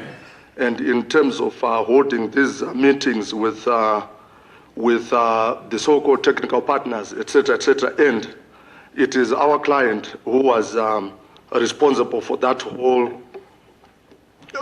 funding, so to speak. Right. I also wish to highlight to you, honorable members, that in 2014, Mr. Chivayo actually borrowed some money on the basis, he borrowed some money on the understanding that he would cede the rest of his shareholding in Indratech Zimbabwe Private Limited, which he did to a company called Intermediate Investments. Right. So for all intents and purposes, and as things stand right now, Mr. Chivayo is not really a shareholder in Indratech Zimbabwe Private Limited. Right. Now, the biggest challenge that has been there, and I think everybody has seen it, is that even in communicating with members of this august house, Mr. Chivayo was saying, I did this, I did that, my this, my that. He has never respected certain corporate governance issues that relate to the management of companies. And that is precisely why we are here today, because the shareholders have said, this project is not moving, we are concerned, we risk our names being tainted, etc., because of whatever is going on. But it's high time we take some action and make sure that things are happening on the ground. Right, we have tried to engage him on behalf of the shareholders. As you know, obviously there is need to restructure the board and the management of Indratech Zimbabwe Private Limited to make sure that there's progress on these projects of national importance. We've tried to engage the Mr. Chivayo here to get some documents, etc., etc. In fact, we have asked the same questions that you are asking in this august house as to, for example, what could have happened with the monies, etc., etc. And even the shareholders themselves are none the wiser. All right. We have even approached ZPC. We have written several correspondences and said, can you please assist us with these things so that we can get this project back on track, because the people who were the principal funders in the first place need to come in and make sure that there's progress. Of course, we have not registered any lack that side. But I wish to indicate in clear and uncertain terms that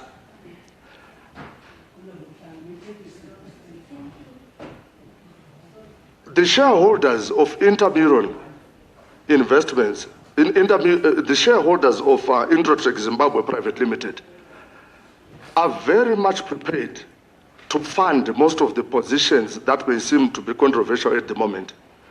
As a matter of fact, they indicated that, I must make it categorically clear, that if they can mobilize and ensure that this project is up and running as quickly as possible. As a matter of fact, they've got the equipment, they've got everything that can be on the ground within a week even of this particular session, as long as they understand, of course, and I know that this is an issue that has got more to do with the company than anything else, which is why I don't want to waste your time explaining that. But they've made it very clear that they are happy. Now they understand, obviously, the problems associated with this particular arrangement. And because of that, they are taking action. And this action, obviously, is in the form of effectively restructuring this board and the management. And they are mobilizing on the ground, and they are more than happy to pump out these monies that are required, since they were the principal funders in the first place for Indratech Zimbabwe to be in existence in the first place. I think on behalf of the shareholders of Indratech Zimbabwe Private Limited, that is what I wish to communicate to this august house.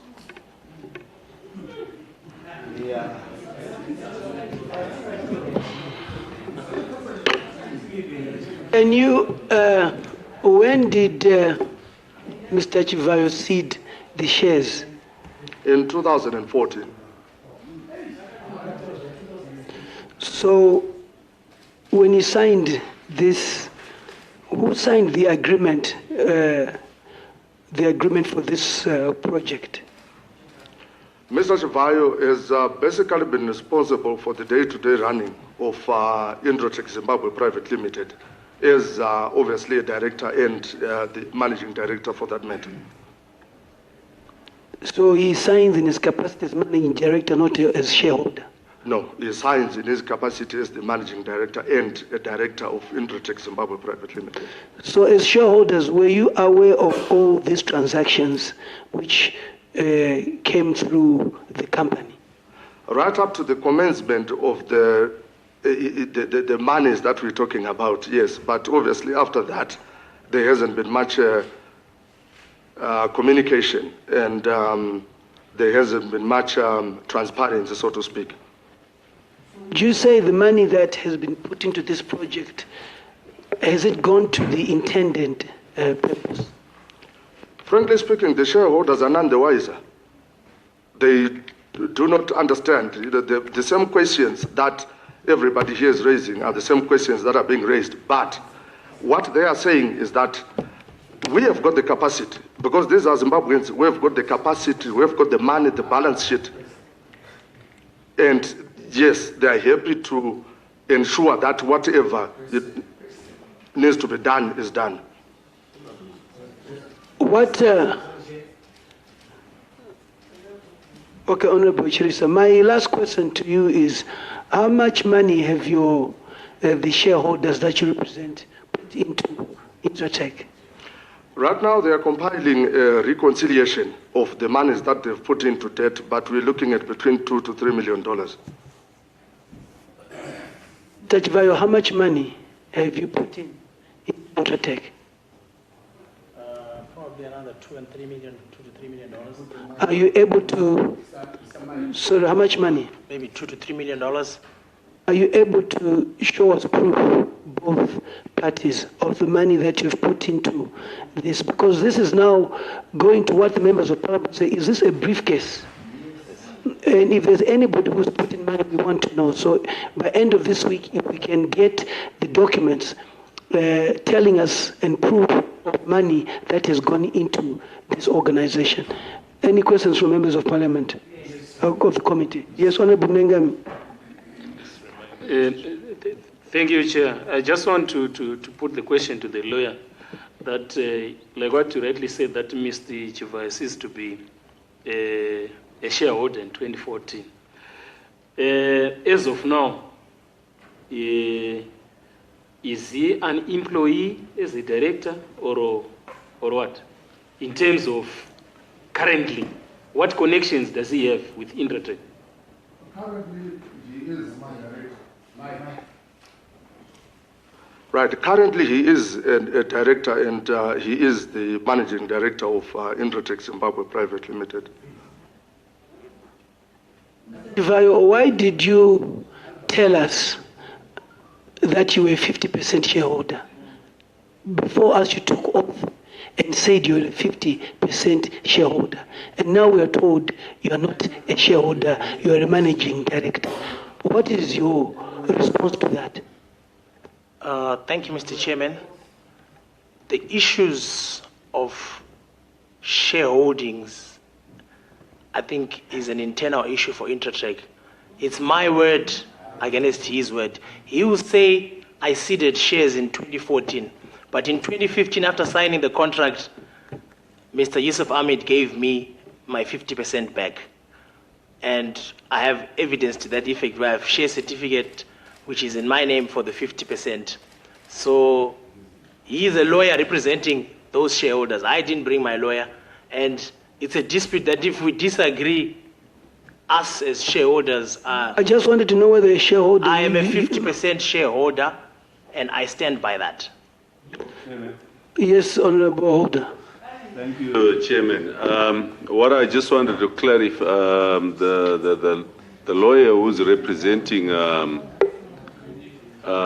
the other shareholder, Have you got documents regarding to the ceding of the shares to the other partner? Yes, I do have those documents. I have them with me even right now.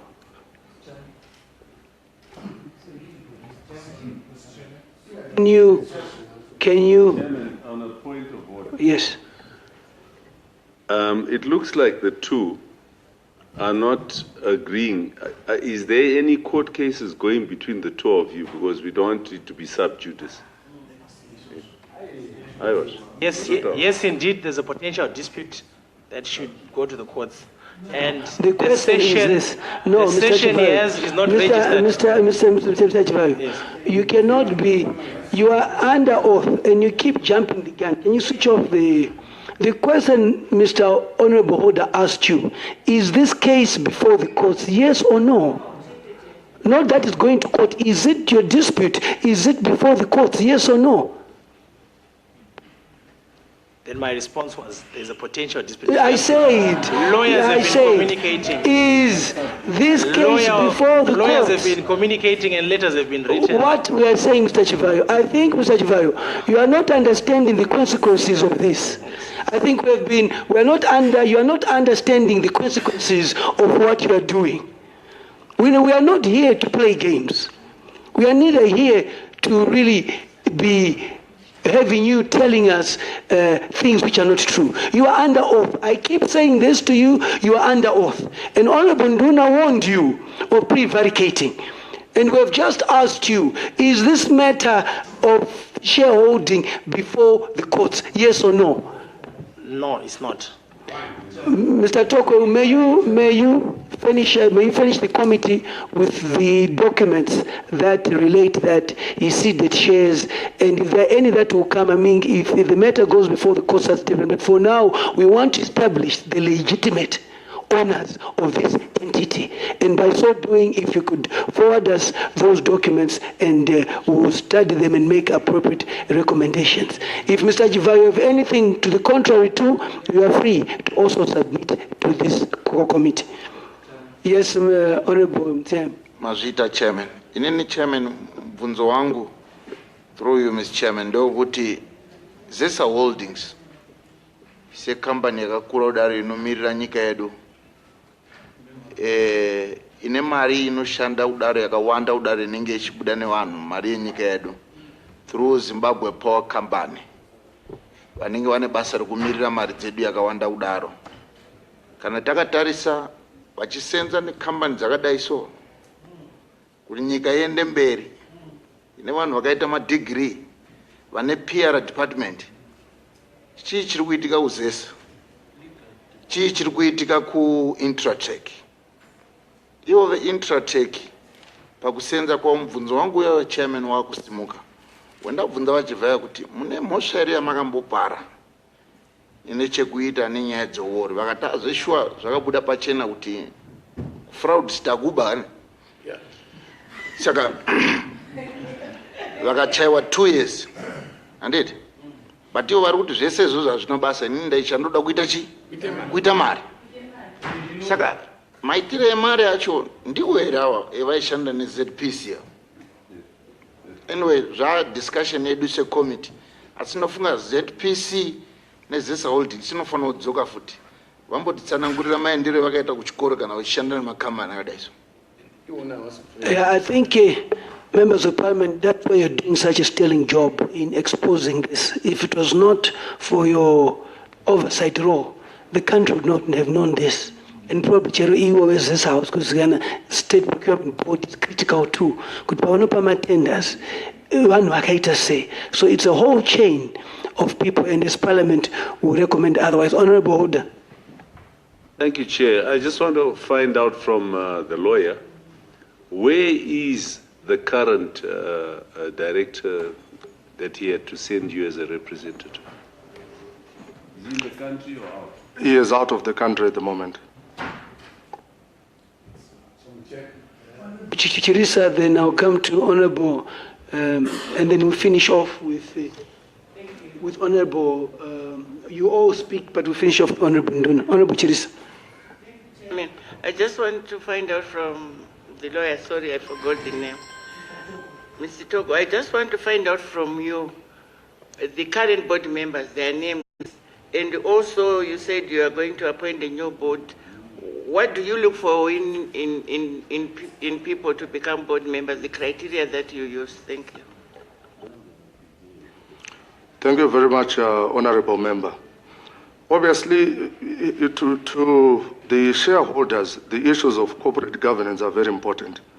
In fact, for any organization to be functional and to deliver its mandate, corporate governance issues have got to be respected. And the manner in which we want to restructure this board is such that we want to make sure that there are people who have got experience in areas that are relevant to projects of this sort. And that is exactly what we intend to do when we restructure the board of Intratech Zimbabwe Private Limited. Obviously, you can imagine that a situation like this does not leave anybody unscathed, and it's not to be repeated again. And that is exactly why right now we're going to look at people who can dispense with their mandate as board members. The follow-up. No, the other party did not answer. I asked the current board members, who are they, and you know their background. You did not answer. May you answer that then? In terms of the Sierra 14 that we have at the moment, the current board members of Intratech Zimbabwe Private Limited are Mr. Wicknell Chivayo, Mr. Ross Chavi, and Mr. Yusuf Ahmed. And that is what is reflected by the register of directors and shareholders that we have. And we have those documents here. When was the last... You seem to want more clarity. Honorable Chirisa, go ahead. I don't know. I think to be corrected, Chairperson. These are the shareholders, and they are board members and managing directors and what else and what else and what else. So, no, I don't understand. No, I think what you said is that the shareholders are different from directors. Okay, Mr. Chivayo is a director but not a shareholder. Okay, the shareholding was ceded and he's a board member. You see, so that's exactly, if I'm not mistaken, that's what you're saying to the committee. That is the correct position. Honorable Chair, just, yeah. Yes, Honorable Ndebele. Did I hear him right when he said he did due diligence and checked with company's registry that indeed Mr. Chivayo is not a shareholder? Is he going to repeat that? Honorable Ndebele, why don't you direct the question to him? You've got the floor. It to him, but through you, Mr. Chairman. The question, Mr. Togo.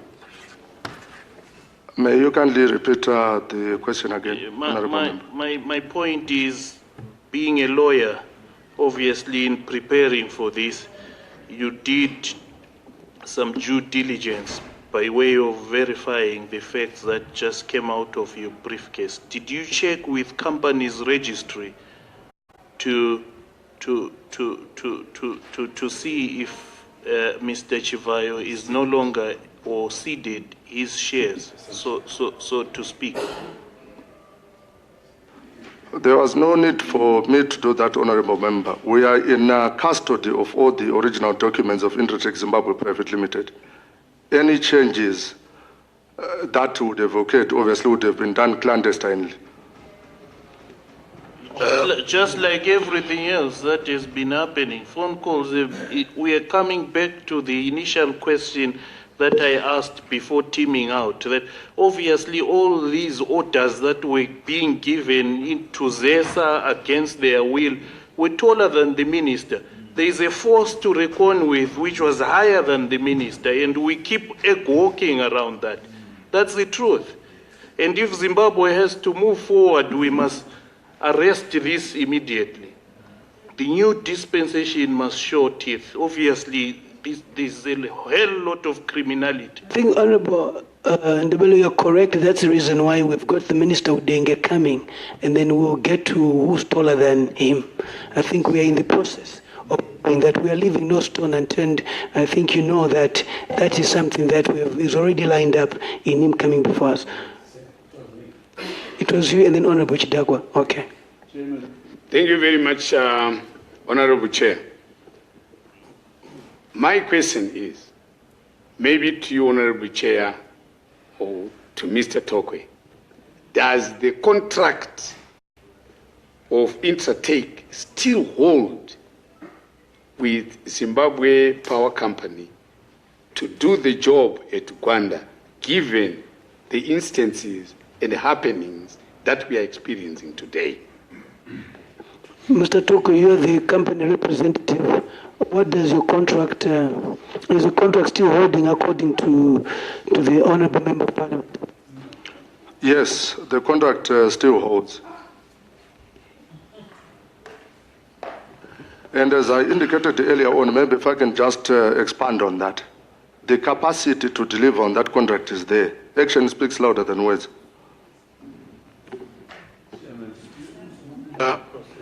Thank you, Honorable Chair. My question to the lawyers, when did these people last held their board meeting? To be quite honest with you, Honorable Member, that is some of the information that we have requested. In fact, we have got correspondences to that effect, because we also want to find out what has been going on. It's a clear case of delinquency on the part of directors and management, and we are getting to the bottom of it as shareholders.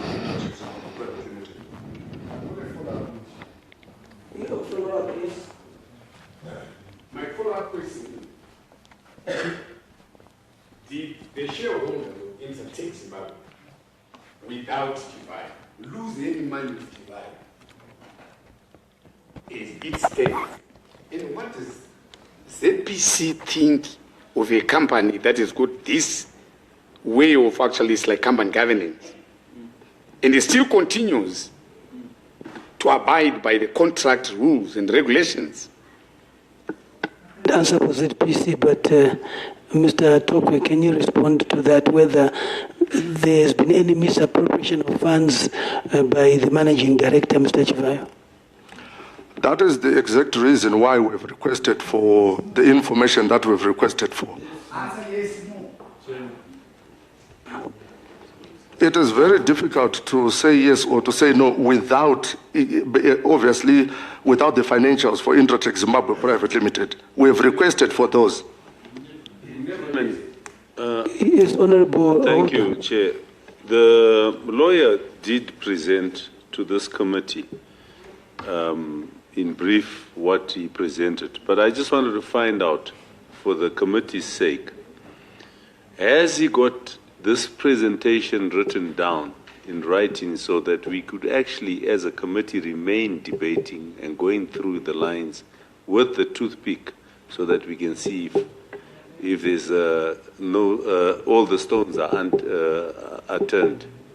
I just wanted to find out if he's got that written, the presentation which he gave the committee, has he got it written down so that the committee could remain at that? Mr. Tokwe, may you respond? Unfortunately, I do not have a written presentation. What Mr. Tokwe said he has is the company documents for Intratech, which we have said if they could be handed over to the committee as well. Honorable Mnengami. If you think you don't have a question, you don't have to speak, Honorable Mnengami. Thank you, Chair. Chair, I'll speak in Shona. Mutu unowira kwawakarerekera. Iye zvino haisisiri nyaya yekuti muchamira here pamberi pedare muchitongeswa nenyaya yekutaura zvimwe zvisingafambirani nedare. Nyaya yekuti muchamira rini, haisisiri nyaya yekuti muchamira here kana kuti kwete. Mungava here nechishuwo mukati mehana dzenyu vaChivayo nevamwe yekumedza amwe mashoko ekugadzirisa zvimwe zvamatopa kudare rino iri zvamungada kuti mugadzirise kuti musazotongwa nenyaya yekunge musina kutaura chimwe chokwadi chinofungidzirwa kuti chokwadi padare rino iri. Ndiri kukupai mukana semunhu apiwa mukana wokugumisira kutaura. Tinotenda honorable.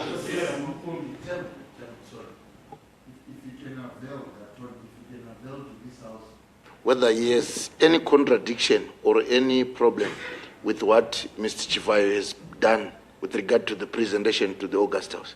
Has he got any challenge with anything? If ever he has, can he highlight?